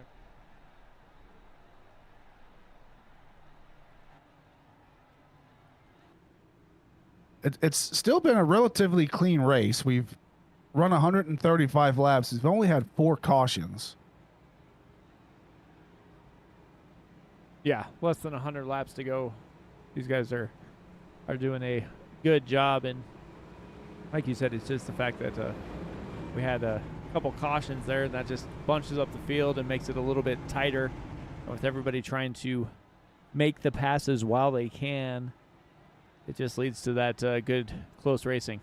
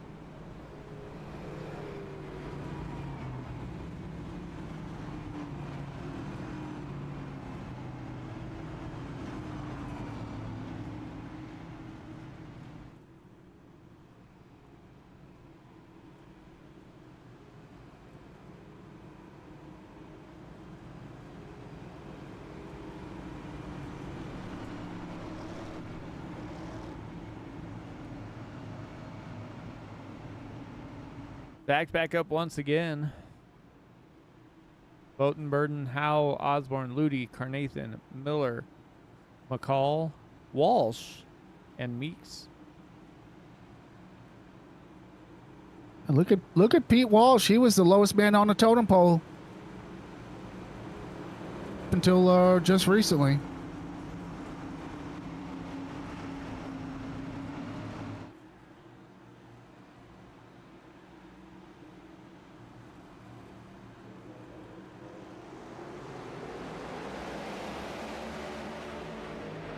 Boughton gets a good jump, and so does Tyler Boughton. And Tyler Boughton staying right with him.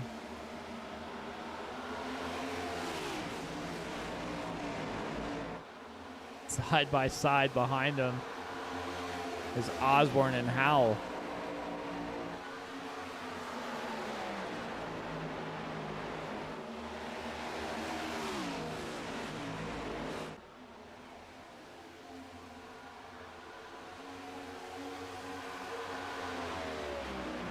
Just about 95 laps left to go here.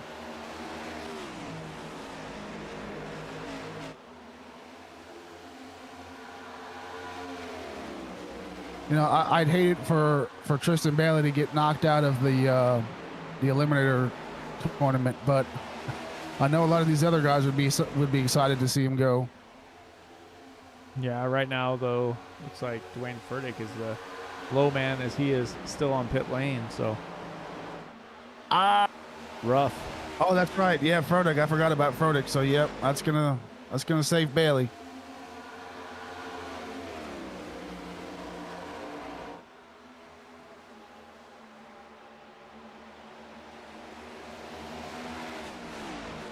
Marlowe up to 20th after just trying to run some laps here. He's still 9 laps down.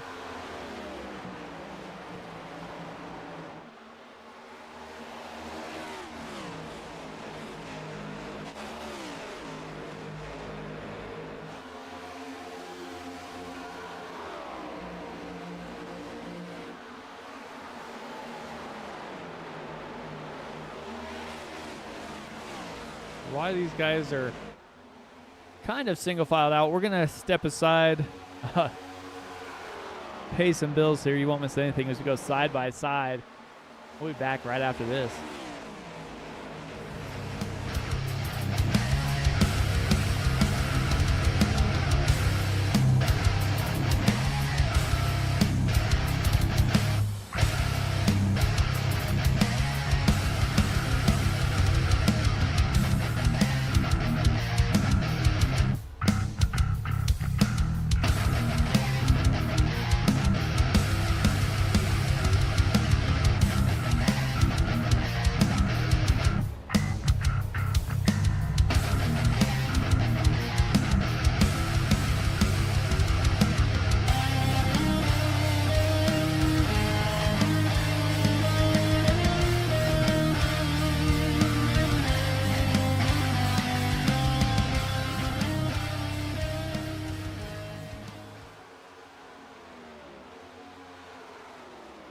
Premier Racing Setups is the longest running setup shop on iRacing. Our monthly subscription options start as low as $20 a month. We offer setups for dirt oval, asphalt oval, and road racing, covering a wide range of cars and skill levels. Built and tested by top-tier sim racers, this isn't just a business, it's a community of competitive drivers. If you want to better your iRacing experience, head over to PremierRacingSetups.com today. And remember, if you don't get one, you're going to chase one.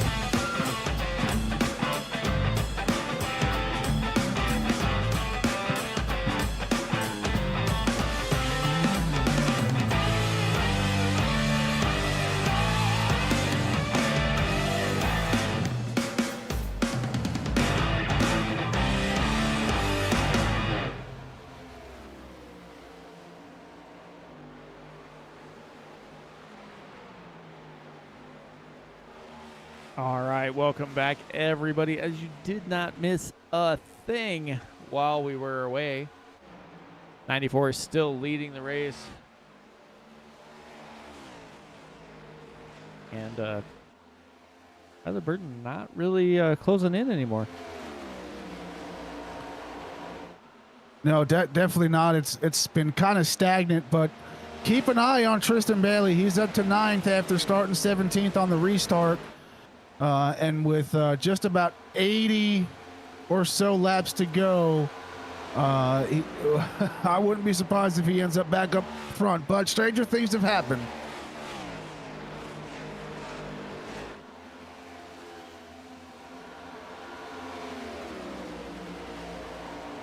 Yeah, looking back through the field, Tristan Bailey had to start at the tail end of the longest line there, but he is already back up to 9th, so he definitely has a fast number 9 Chevy here. Yeah, and that incident with Ethan Brooks Dwayne Furtick, doesn't look like it slowed him down much.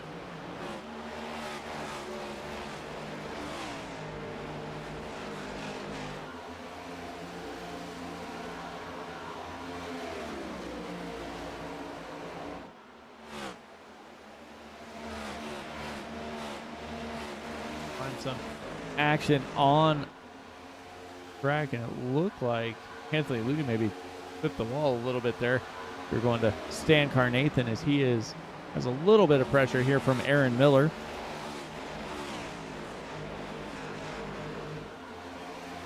The Carnathan got into the wall a little bit as well, but not as hard as Anthony Ludi.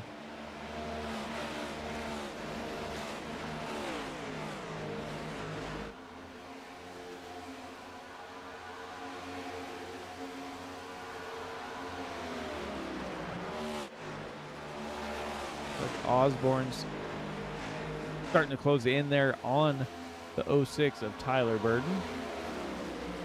And then Burden drives away a little bit more on the backstretch.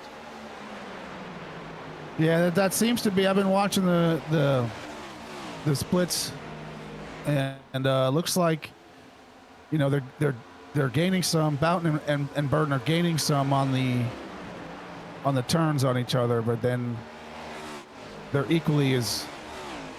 I screwed that all up. Burden is losing some on Boughton in the corners. The same thing with Osborne on Burden, and then when they hit the straightaways, they close that gap up.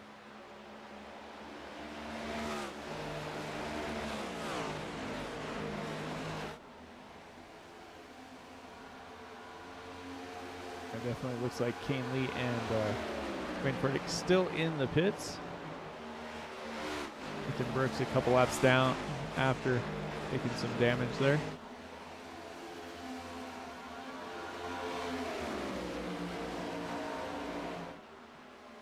Like we got 16 drivers on the lead lap tonight for the Remember the Fallen 350 from Charlotte Motor Speedway. I'm going to be keeping an eye on this battle right here. Burden has closed the lead to almost nothing. So we see him diving down on the inside. Let's see if he can complete the job on Boughton. Side by side coming down the back straightaway. He's going to fall in line. Got some lap traffic ahead of him. Boughton might want to look at using him as a pick.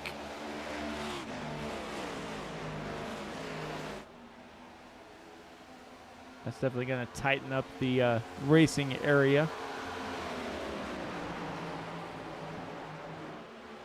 Gives them plenty of room in the corners.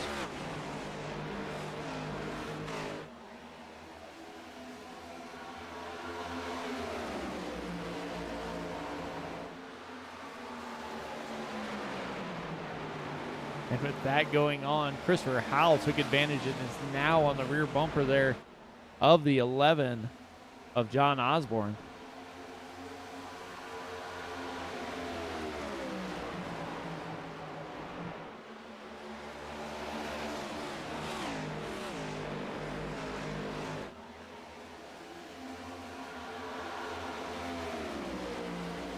Yeah, real tight battles here for 1 and 2 and 3 and 4.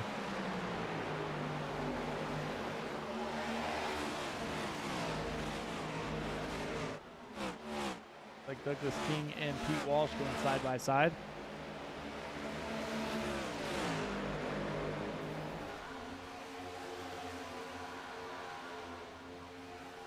Sounds like I heard somebody's engine explode.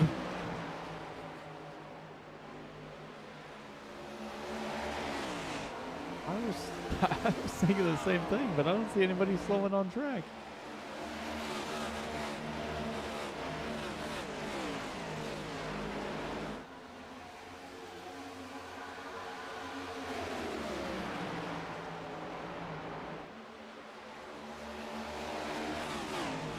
Osborne closing in again on Burden. Burden bounced off the ball.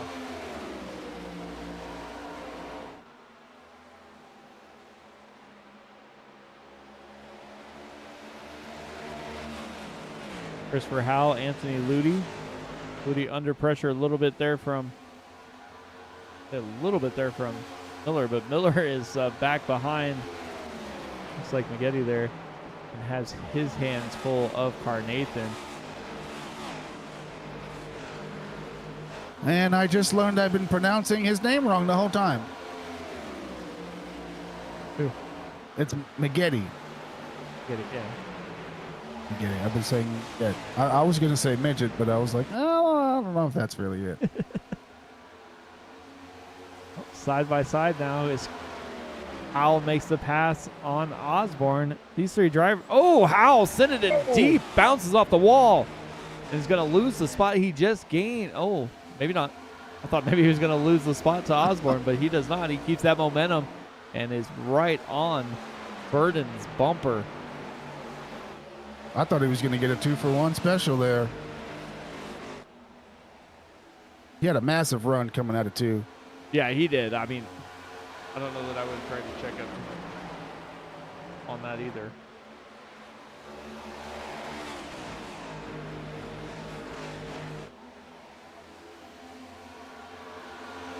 Osborne back down to the inside.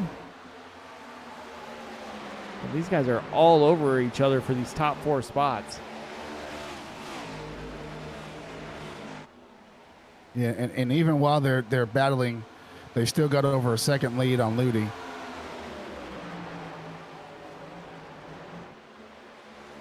Yeah, the fastest 5 last lap. Osborne, Mueller, Nash, Meeks, and Tyler Burden. So it's pretty much themselves up front here, trading fast laps back and forth, depending on who and where people are. Yeah, we see Tyler Burden there getting his nose out in front of number 94 of Adam Boughton. Let's see if he can complete the pass here in 1 and 2. And keep the momentum on the high side is the 94, and he will do just that. Howell trying to suck in and close that gap. Not let Burden up. Burden's still driving on the bottom, and it looks like he's going to be able to get this position with Howell sliding down to the bottom to try and pass the 94 as well.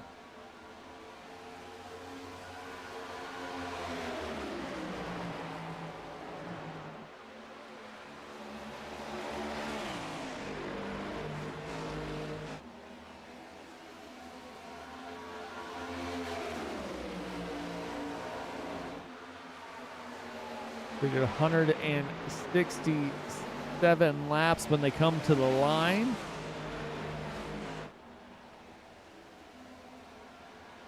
Howell looks like he's got some pace on him. It looks like Howell might have been playing a little bit of possum here, as he was nowhere to be found inside that top 5 for the first half of the race, but the second half he has come alive in that number 1 machine. Yeah, he's definitely found something. You can see it here as he's gotten past Osborne, Boughton, and now he's working on our current leader, Tyler Burden.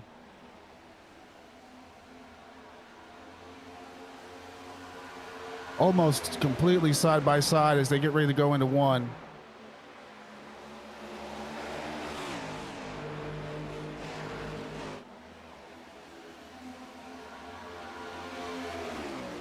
These guys are hard racing here.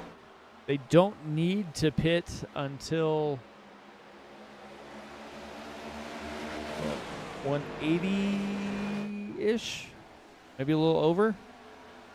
And they should have enough to make it to the end, but it is definitely going to be the money stop if they keep racing like this. Yeah, absolutely. And Christopher Howell now going to be the race leader, up 16 spots since the start of this race, starting 17th. Now he's got the race lead. Can he hold on to it? I don't know. He has definitely found something in that number 1 machine. Osborne also got by the 94 Nevada Boughton, as he is falling through the field a little bit here.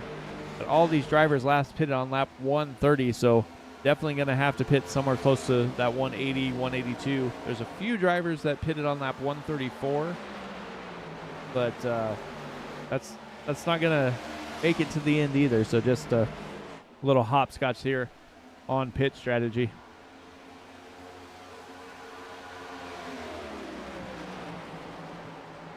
Got Osborne working on the inside of Tyler Burden, going to complete the pass.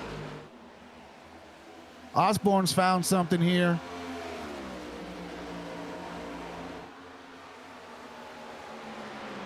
Tyler Burden not going to go down without a fight, though. Now, Burden's been able to hang on pretty well even after getting past. still stays within shouting distance.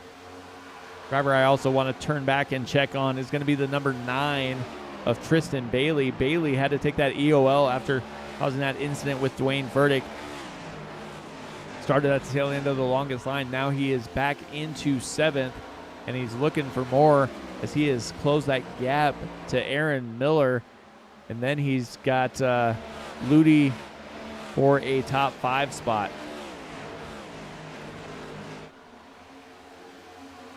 Yeah, Bailey, he's just got to be patient. He's got 59 laps to go. Definitely still a lot of race left in there for him to make up some more ground.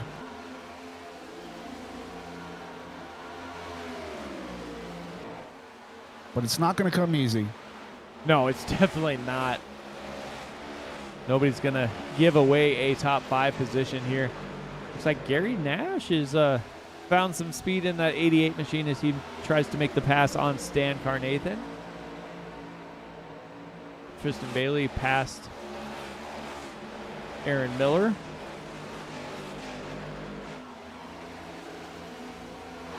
Osborne making the pass here on Christopher Howell. So the 1 and 11 both have found some speed here late in this race. Yeah, it's still anybody's race. Anybody inside the top 10 could still come away with a win here.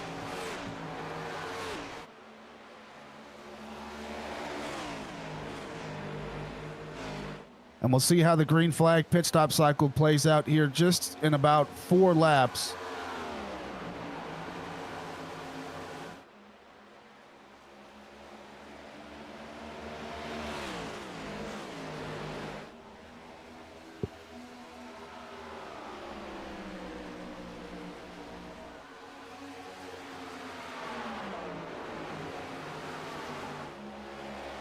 Got winners.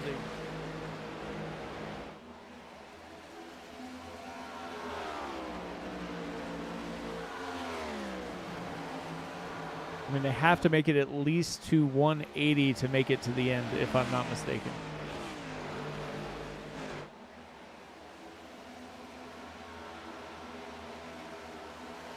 Yeah, if they can make it to 180, they'll have just enough fuel to make it to the end.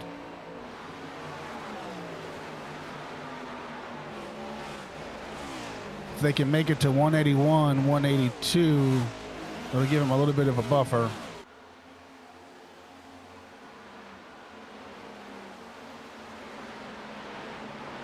Yeah.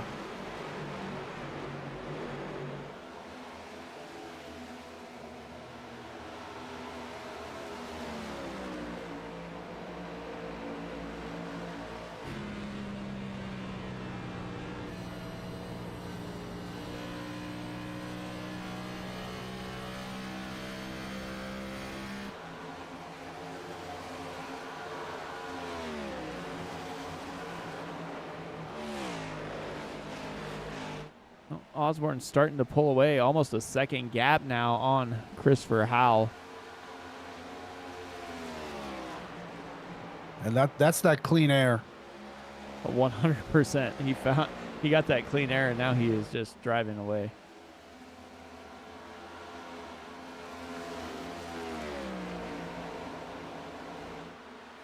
Which it seems to be about the same time that the pit cycle is supposed to start. We start seeing these gaps start to just get bigger as we see these drivers. I don't know if they maybe slow down just a little bit to give themselves a little bit more room to get down pit lane or what's going on. But it's possible. It's possible unless the tires have just, this is just as much as the tires can take and they just fall off.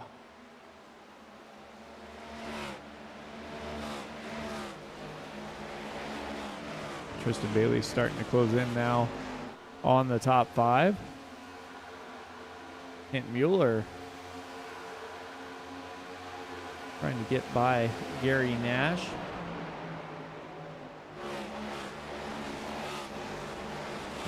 Tristan Bailey, he's just got that that phenomenal long run speed. He's just able to stay on pace, and when everybody else starts to fall off, he doesn't fall off as much.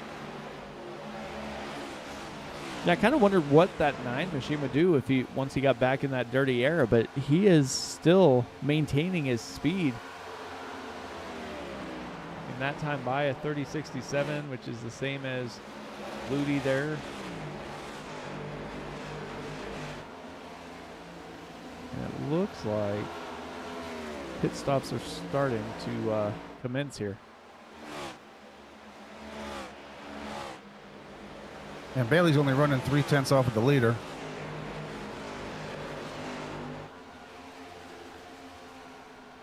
Boughton coming in. Definitely first driver to blink.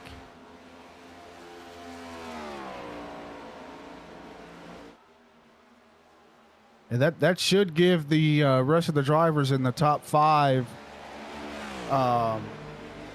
a buffer should there be a green-white checkered.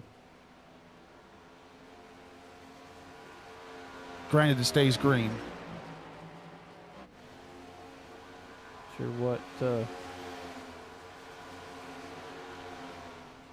happened.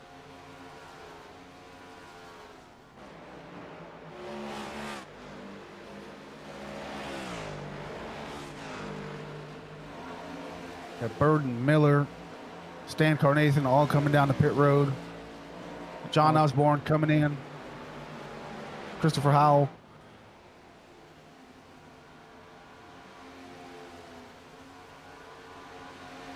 Randy Meek's gonna lead a lap. Tristan Bailey also in.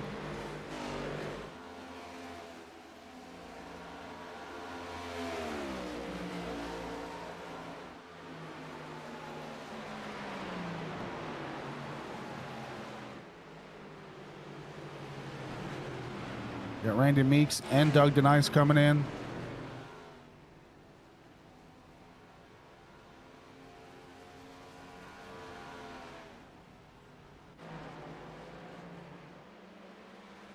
Drivers apologizing on the radio, and I don't see any incidents. And now I see Stan Carnathan. Not sure what happened to Stan. No caution there, but definitely showed that he had an issue.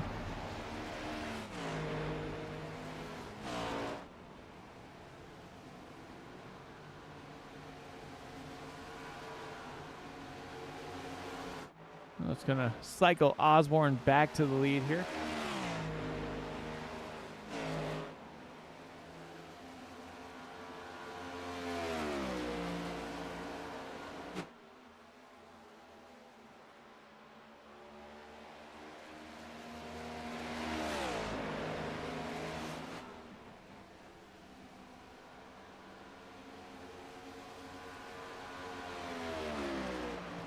And he has almost a 2-second lead over Christopher Howell.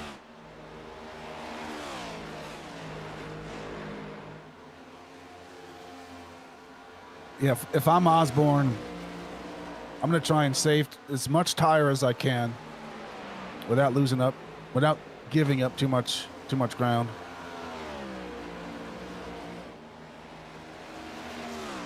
Through that pit cycle, Bailey inside the top 5 now. Boughton running third. Carnathan's in the pits for over a minute now.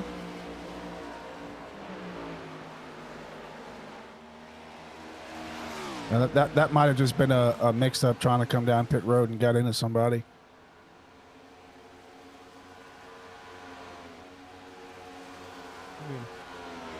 See what happened because it said he crashed.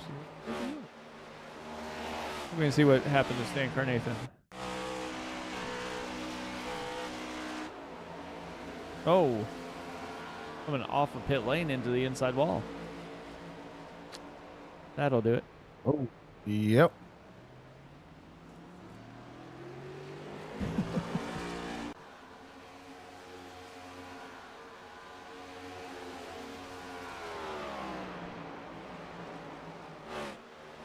That is one thing that used to frustrate me so bad when I first started.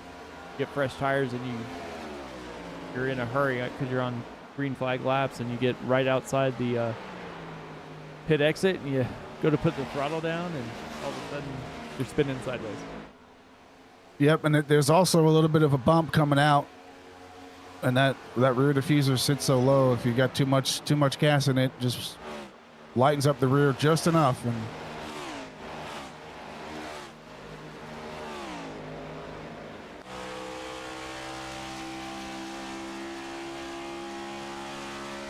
That's right on board with Osborne here as he makes a lap.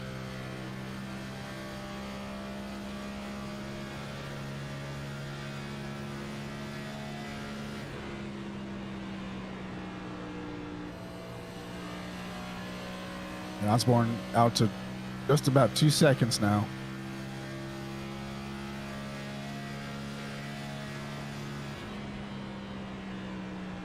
Big arc in the 4. Really painting that white line. He's doing a really good job right there in 4.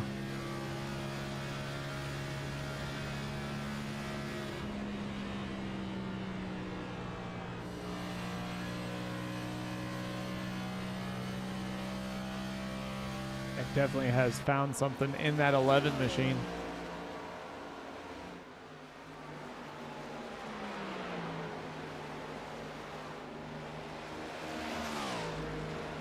And everybody is spread out now after that pit cycle.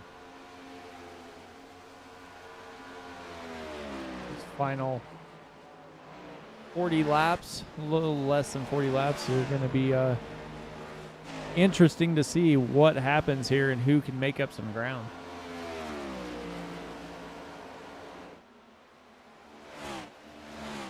Tristan Bailey not gaining as much ground as he would probably hope to.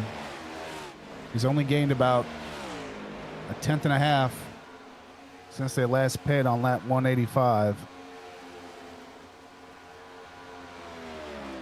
What I find funny is the fastest 5 drivers on the last lap, well, except for Randy Meeks now, who just got inside the top 10. Oh, now it updated. But it was showing that everybody outside the top 10 were the fastest guys on track. And Osborne just put down a 29.85. Oof.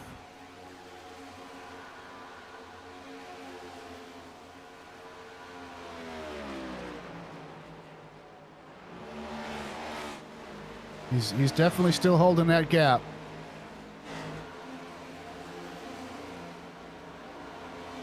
For the Evan Marlowe fans,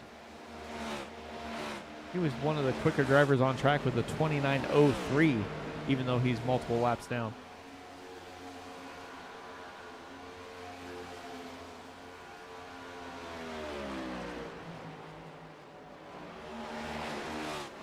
I think Osborne's got the fastest lap of the race so far. Oh, nope, never mind. Nope. Oh. That's going to be Tyler Burton. Jonathan Dominics with a 28.91, the only sub-29 lap time. But I think that was on lap 1 or 2 before his incident there.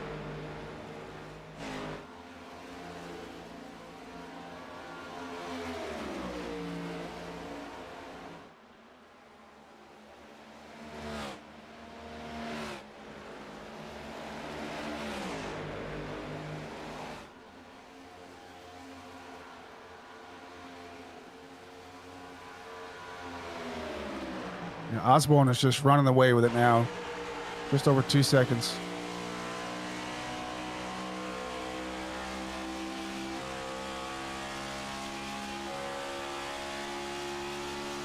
America's Navy on that 90 machine. Not the day Ryan McCall wanted.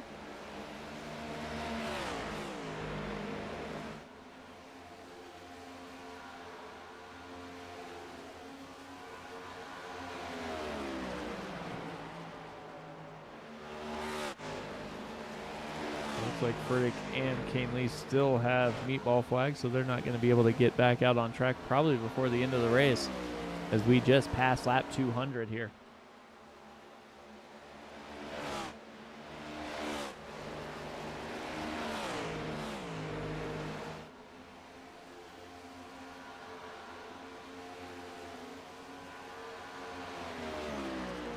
Oh, Osborne into the wall right there, going into one.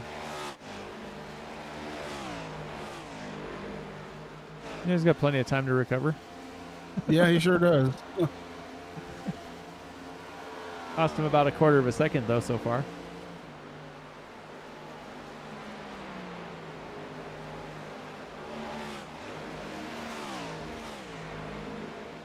And Christopher Howell has moved up a ton of spots, up 15, but he is still not the biggest mover of the race. Biggest mover of the race is currently in 6th, and that's the 95 Toyota of Anthony Ludi. A stellar performance by him. Going up from 24th.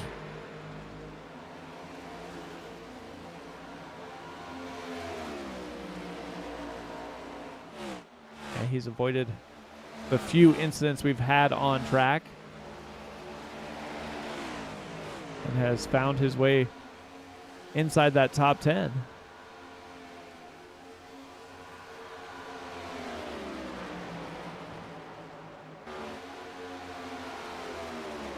Gary Nash, Christopher Roth doing a little battle back here.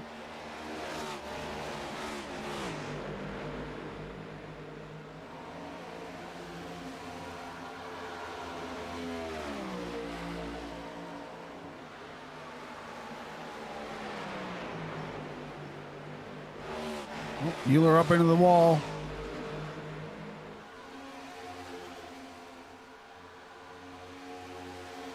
And Christopher Roth back behind Nash again.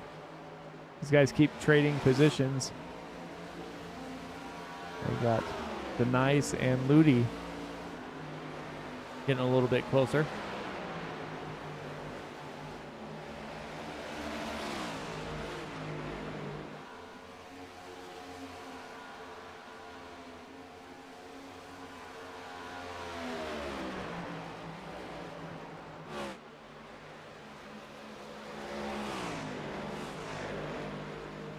And all these battles are just inside the top 10 or just outside, speaking of Nash and Mueller.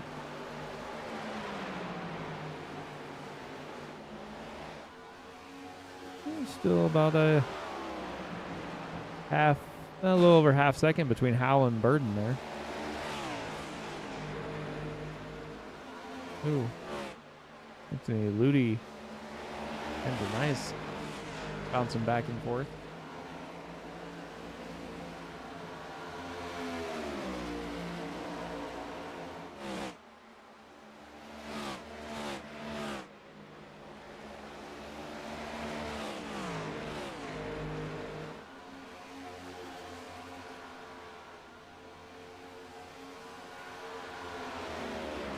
And John Osborne's starting to run away again. Almost 3-second lead now for that number 11. Yeah, if it stays green, he's gonna walk away with it tonight.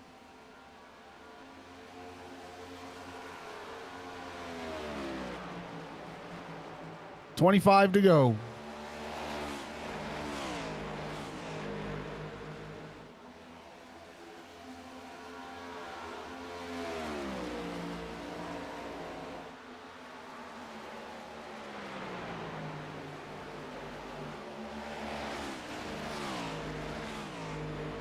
Evan Marlowe made up another couple spots. He's running 18th now.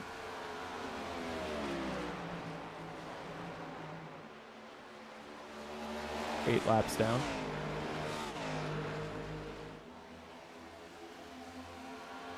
It's not. I mean, it's not too horrible, all things considered. No, one issue, and he's kind of avoided everything else. Just lost a few laps early, but has been maintaining his pace on track.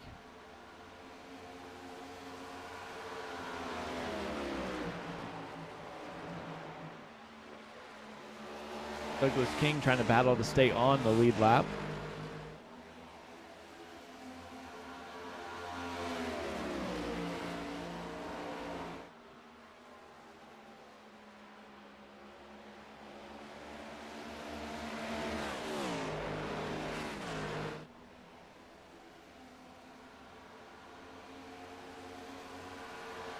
And that's going to be big for Douglas King because caution comes out. He's still got a shot at gaining some spots.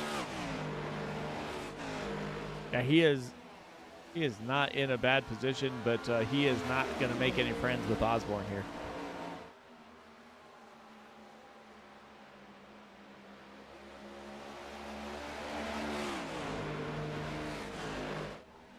Monster of a lead for Osborne, though. 4 seconds. Even with battling King, he's still pulling away.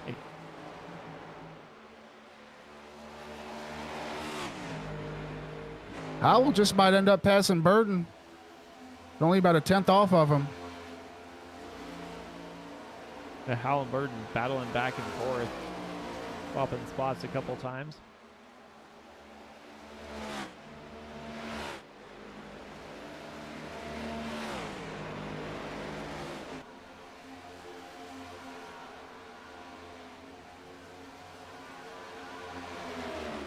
Got by, yep. Tyler Boughton and Christopher Howell are going to have fun getting by King as well. But they have quite a ways to get there.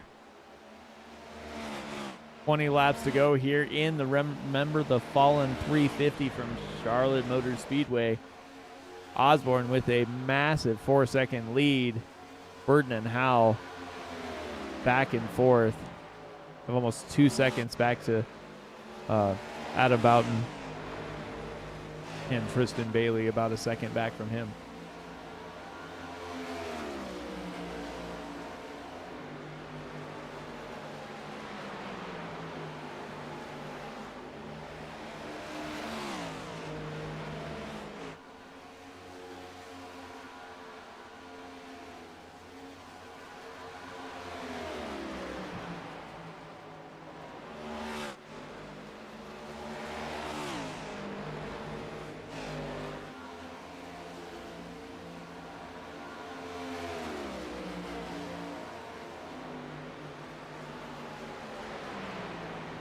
And with the laps we have completed, it looks like Dwayne Furtick is going to be the driver eliminated here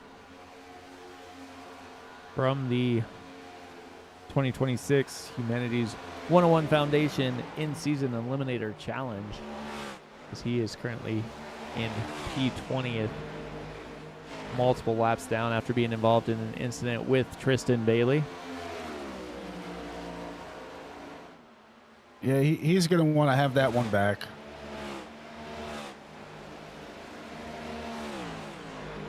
Yeah, it was really good hard racing side by side and a little touch, and that just sent Dwayne Furtick down to the inside wall. Yeah, I mean, you really can't fault either driver. You know, when we were looking at the replay, it looked like both drivers did try to stay out of it. And, you know, just a racing incident. One of those things that you just kind of got to put behind you, move on to next week.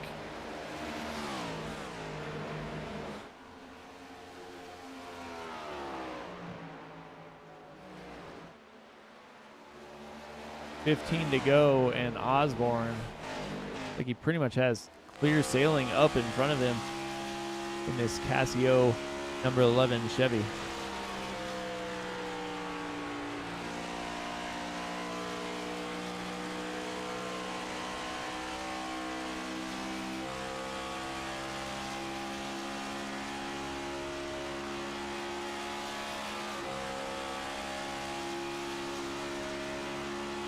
Looks like Tyler Boughton has finally put the one of Christopher Howell in the rear view mirror.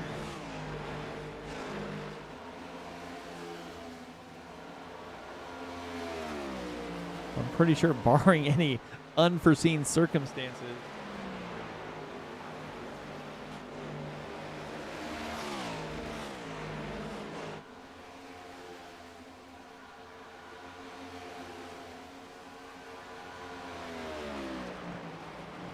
Going to be pretty much Osborne, Boughton, and Howell.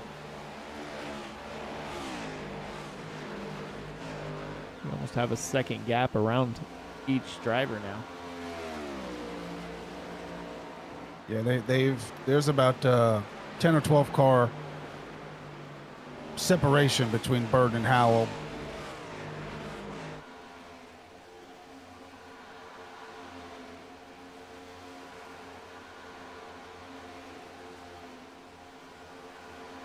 Looking back through the field, looks like everybody's pretty well spread out.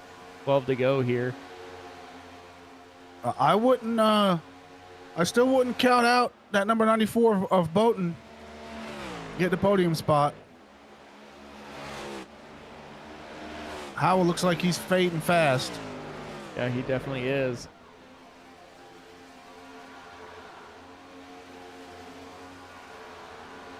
Doesn't look like Tristan Bailey's closing very well either. He's kind of maintained that gap to that 94 machine.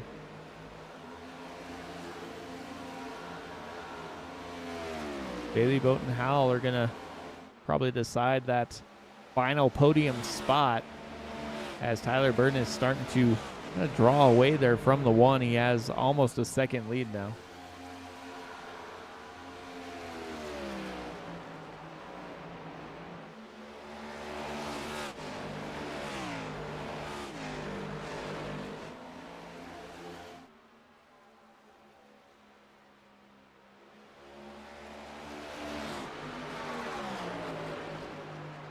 Pete Walsh making a little headway here, getting by Christopher Roth.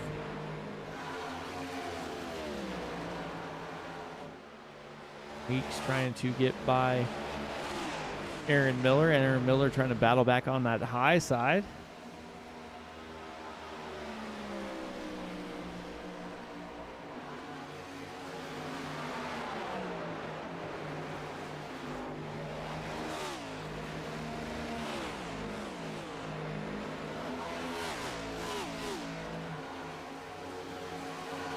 He'll do just that.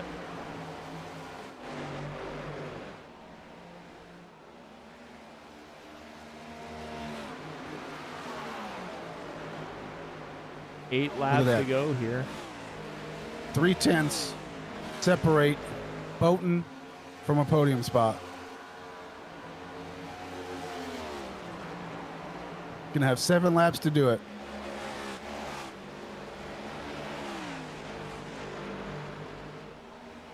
And it looks like Howell is losing momentum. 30.51 that last time by. 30.45 for Boughton.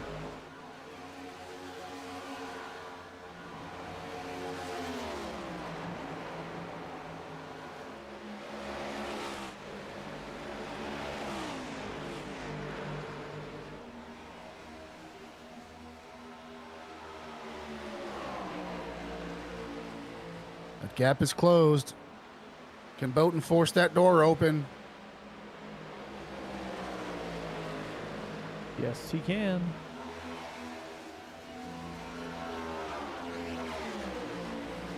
Not quite 100% clear. He might clear him now. Yep, he does. Coming to 5 laps to go.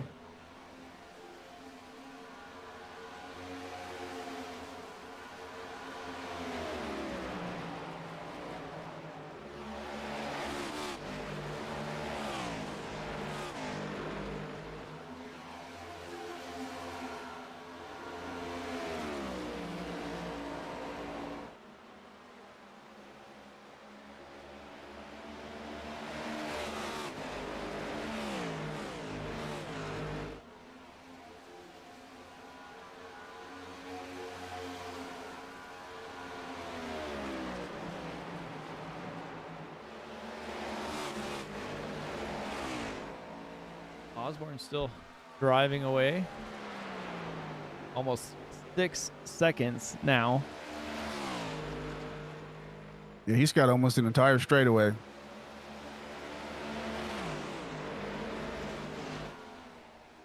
Yeah, Boughton had to deal with a couple lap cars there.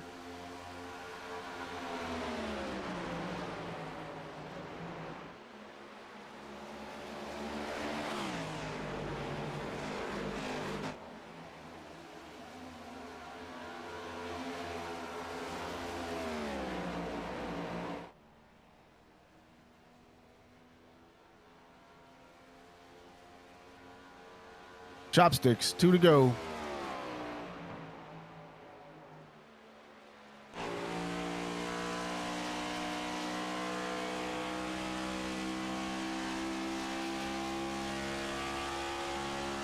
Osborne racing back, trying to get that white flag. He takes the white flag, and this one is basically over.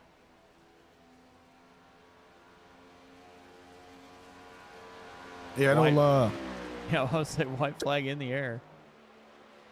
it'll take a miracle for somebody else to win the race at this point.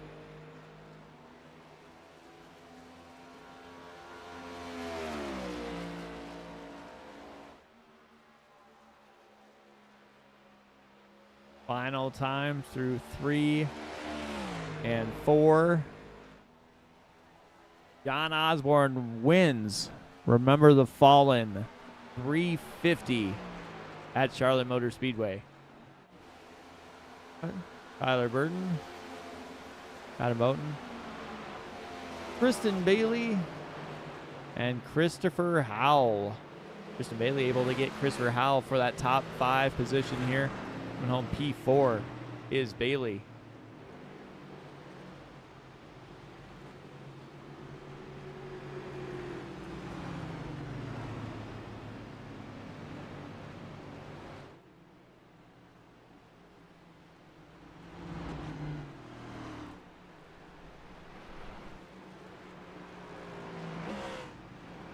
Osborne with his first win of the season comes here at the Remember the Fallen 350 at Charlotte Motor Speedway.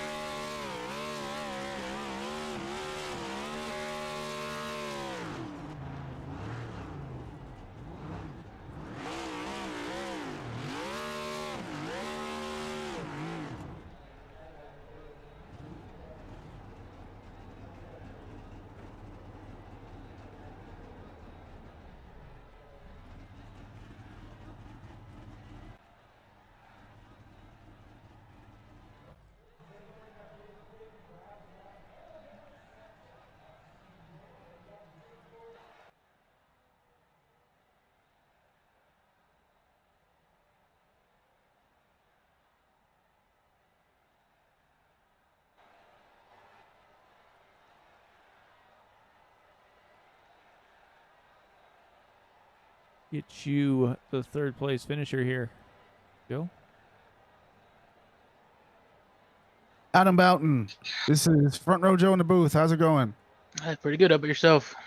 Not too bad, man. So came away with a P3 tonight. You started up front on that last restart. Fell back some positions, fought your way back up for a podium spot. What did it take for you to come back and end up in 3rd? Well, to set myself up there to get up front, I took a gamble on that one caution, took 2 tires when everybody else took 4, so I got the lead there. And I was ultimately just was able to hang on to my track position from there. Faded a little bit. The 2 tires finally gave up about 40 laps into the run. And we fell back to, I think, 4th, I think. And we just managed to hover around there, and it was then after the pit stop was slowly able to run down Chris in the 1 car there, and was able to clip him with a few laps to go. And I was starting to think I could catch Tyler. Just ran out of laps because it looked like his tires were starting to give up there right at the end. But overall, solid race. Ran a lot better than it started, I think, because at the beginning of the race it wasn't really that great. But we played the strategy game a little bit, got a couple laps led early on, then obviously got the lead and led some laps towards the end there, but ultimately just lost a little bit of track position and just couldn't quite get it all back. Yeah, and I think that once the track cooled off, that kind of allowed you to not completely destroy the left side tires, which It was more so the right side tires that were destroyed, because on that run I took 2 tires was probably the worst tire wear I had on the right sides the whole race. The left sides, they were still fine. So it was more so heavy right front wear. yeah, Charlotte will do that for sure. But overall, solid performance from the Boughton Enterprise Toyota for RMS. Yeah, Looking you're forward to the off week to regroup a little bit and then kick off the summer stretch. yeah, absolutely, and you're still in the chase for the eliminator challenge, which is always a plus to get those 3 extra championship points. You're sitting in a really good spot right now in third, and if Tristan Bailey continues to not win, which I'm pretty sure everybody's hoping for, besides his teammates, you should creep up there shortly. But before we let you go, Mr. Boughton, is there anybody you want to thank and give a shout out to who helped you get it done tonight? Well, shout out to you guys for putting on the broadcast. We made you work a little bit extra tonight, being the longest race of the year for us, and tried to keep it as green as possible so you guys wouldn't fall asleep too much. Shout out to my RMS teammates. Other than I think Michael Carter, who had some who's been having some internet gremlins. Pretty sure we all finished top 10 tonight. So solid performance from the RMS team tonight. And just shout out to my sponsor, Boughton Enterprises, for being on the car and being the title sponsor of the league. Awesome. Ladies and gentlemen, your third place finisher tonight, Adam Boughton.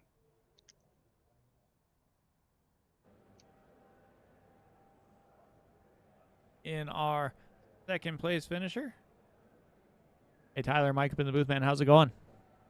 I'm dealing with a cat who's decided that she's gonna be a parrot. Can I interest you in getting down? Thank you. There you go. Thank you. What's going on? Well, not much, but looked like you had that 06 machine on rails for a little bit there. Looked like maybe tire fall off kind of did you in towards the end as Osborne started to drive away. But how was it driving that 06 machine out there tonight? Yeah, she felt pretty wound up. It felt pretty good there for a bit, and then I was kind of fighting with Adam, and I think that's what did my tires in a little bit faster than everyone else's, but yeah, she was quick. She was good. I hadn't felt like that in a long time. I definitely liked having a lot more temperature in the track earlier in the race. That was kind of a testament to putting temperature in the tracks and seeing how people handle that. And because it was loose during the day, but we got through it and just kept chipping away because it was such a long race.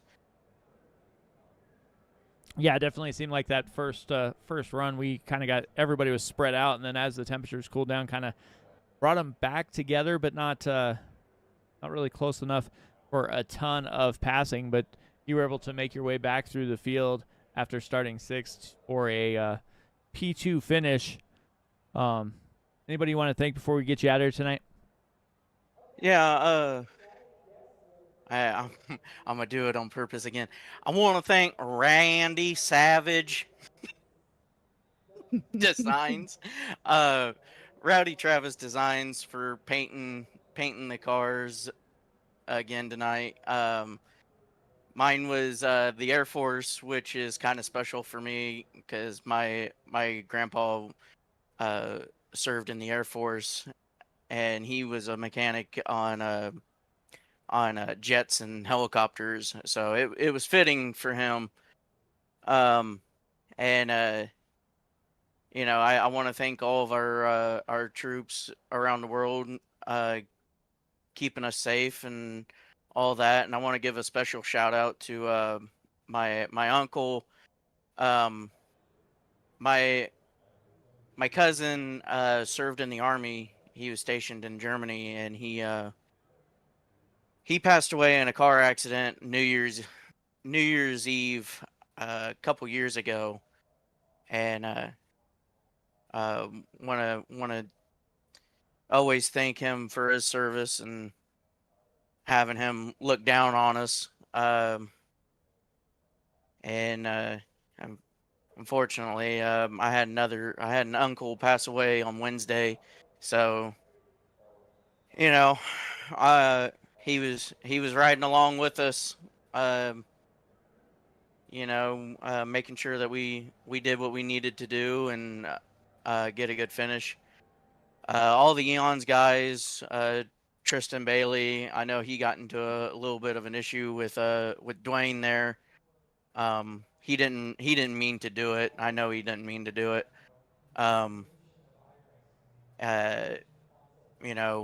Ryan McCall, Stan was able to come out and race with us, and that was a lot of fun. He was running up there up front with us for a bit. It was unfortunate what happened to Evan.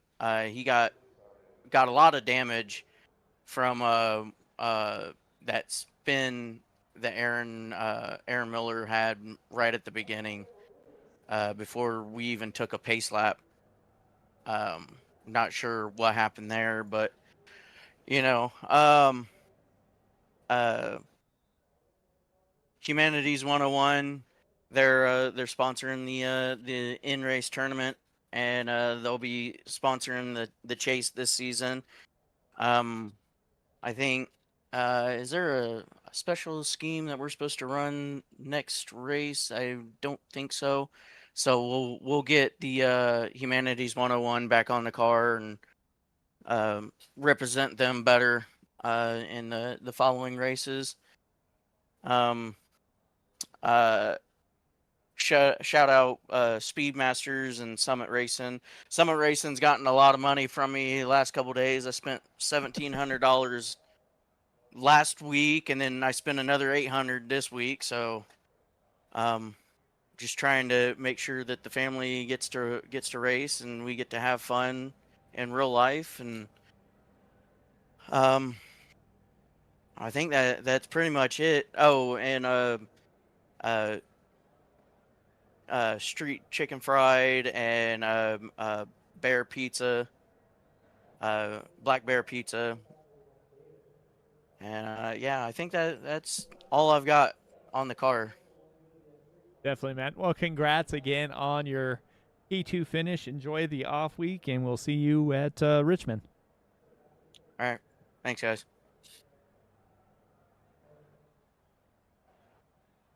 All right, Joe, I will get you our race winner. John Osborne. This is Front Row Joe in the booth, man. You got a copy? Front Row Joe, what is up, buddy? Hey, man, you got your first win of the season tonight. How's it feel?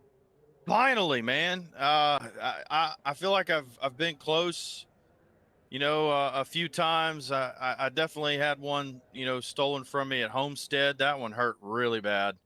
And so I had this one circled on the calendar for sure. Man, clean air was king here tonight, and I was, I hate what happened between the 9 and my teammate Dwayne, which he came on and apologized for. So I appreciate that. Hate that it happened, but I was just kind of like, well, he's going to be in the back now, so maybe I can get to the front, because his car was so good. I mean, me and him were just like running identical times when he was first and I was second. Like he would do a couple hundredths and I would do a couple hundredths, and I just couldn't make up. Like I would stay somewhere between 0.6 and 0.8 in the dirty air. And there's just nothing I could do. And as the tires evened out, I was like, well, I guess maybe I can beat him on pit road, or maybe when it gets to the night, like, his car will tighten up, and I have no idea. But man, it was a lot of fun tonight. And hate what happened to Dwayne.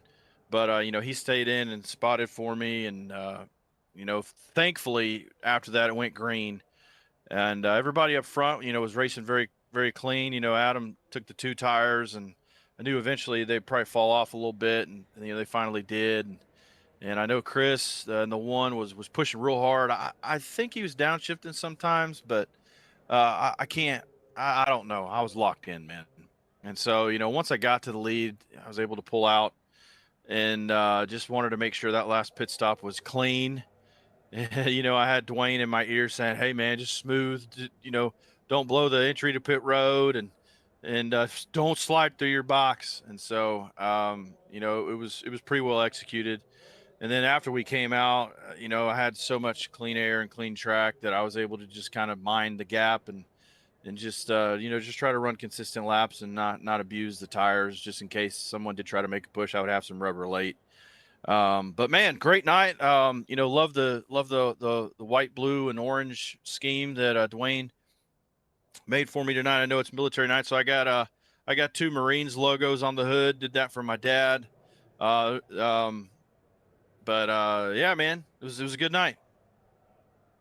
Yeah, man, it was a heck of a race, man. Once the final restart happened, the top 4, you guys were just going back and forth for what felt like an eternity, but you came away with the win tonight. It's your first of the season, hopefully first of many.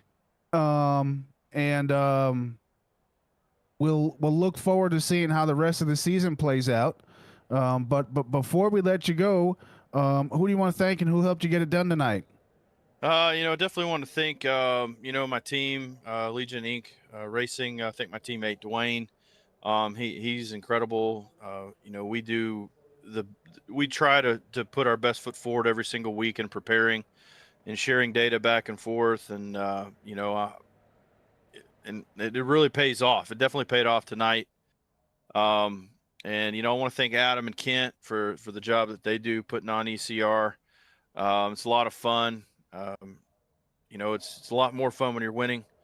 Unfortunately, that didn't happen as often as I would like it. So, you said it. Maybe there's more coming. I hope so. I hope so. We've been right there, and we finally, crossed the finish line in P1. Definitely want to, thank the sponsor on the car, Casio G-Shock. Not anything official. I've just been a Casio fan my whole life. And, the number 11 that I run, every other season I've been the 81, but I ran the 11 in honor of my mother, who passed away right after Christmas this last year. And so I just wanted to honor her. And I'm happy that we put it into victory lane. I'm sure she's up in heaven celebrating. And especially want to thank my dad. I hope he stayed awake for this. I told you it's going to be a late one, Dad. A lot of laps tonight. So hopefully you're still awake. And if you are, I appreciate you. I love you so much. And we got another dub tonight. So, but yeah, and thank you up in the booth here, front row Joe. We gave you a lot of action tonight for sure. There's a lot of battling all over the racetrack, and sometimes it gets spread out. But I do want to make one comment. When we're all battling the 4 cars up there, when the 1 got by me, I just decided to kind of hang back and just kind of wait it out a little bit and be patient. And we had a lot of laps left in the run. I was like, man, I'm gonna be a little bit patient and see if they can burn their stuff up a little bit, and then I'll be able to drive on by. And that's exactly what happened. So, and I had Dwayne helping me with that. So it was just a great night. And I don't know where we at next week. Are we off next week? I think we're off. Yeah, next week, it's an off next week, and then I think it's the 30th. We'll be at Richmond. Oh yeah, ooh boy, yeah, going to a little short track with some more horsepower. She's going to be a little light in the rear end until that fuel burns off. So yeah, looking forward to that. That'll be a fun night. Richmond hasn't always been a great track for me. I wish I could be Austin Dillon there, but the last couple of years I've kind of figured it out a little bit. Trying to take care of the tires and still try to have speed to stay up front. Because it can space out a whole lot there. But yeah, man, looking forward to it. Well, thank you so much. And, I won't see you next week. So I hope you and everybody else out there has a great Memorial weekend, and we'll see y'all at Richmond. All right, Mr. Boughton, ladies and gentlemen, your race winner tonight, first time in the ECR series this season, Adam Boughton. Adam, congratulations and have a good rest of your night. Well, I'm John, but Oh my God. yeah. Oh my God. I'm sorry. I was looking at this damn logo. Oh my God. I screwed Hey, that up. you know what? It's okay. Just as long as he doesn't get credit in the standings, I'm fine Yeah. with it. I'm sorry. Woo, John, that's John Osborne, man. I had a massive brain fart right there. John Osborne, your race winner tonight. And we hope you have a good rest of your night, John, and we'll see you in a few weeks. Oh, man, I love it so much. I can't wait to hear that back. Oh, definitely. John Osborne with the race win. Tyler Burton in second. Adam Boughton did make the podium there in P3. Hard charger Anthony Ludi up 17 spots. Tristan Bailey led the most laps before issues happened. Fastest lap and pole position was Jonathan Dominiques. 4 cautions for only 12 laps in this 233 lap race. But Tristan Bailey 4th, Christopher Howell 5th, Doug Denise 6th, Anthony Ludi, Randy Meeks, Kent Mueller, and Aaron Miller round out that top 10. With that, anything you want to say before we get out of here, Joe? Yeah, man, what a race that was. A lot of action throughout the race. A lot of green flag racing. So definitely some kudos and a shout out to the drivers in the ECR series, and appreciate Sim Racing Media for putting up with my mishaps and all that. But it's all fun. And just to clarify, John Osborne did win the race, and but yeah, man, looking forward to being back here in a few weeks with Richmond. Definitely, man. Well, with that being said, from all the drivers here of the Boughton Enterprises ECR NextGen Cup Series and all of us here at Sim Racing Media, I want to wish you guys good night, and we'll see you in 2 weeks at Richmond.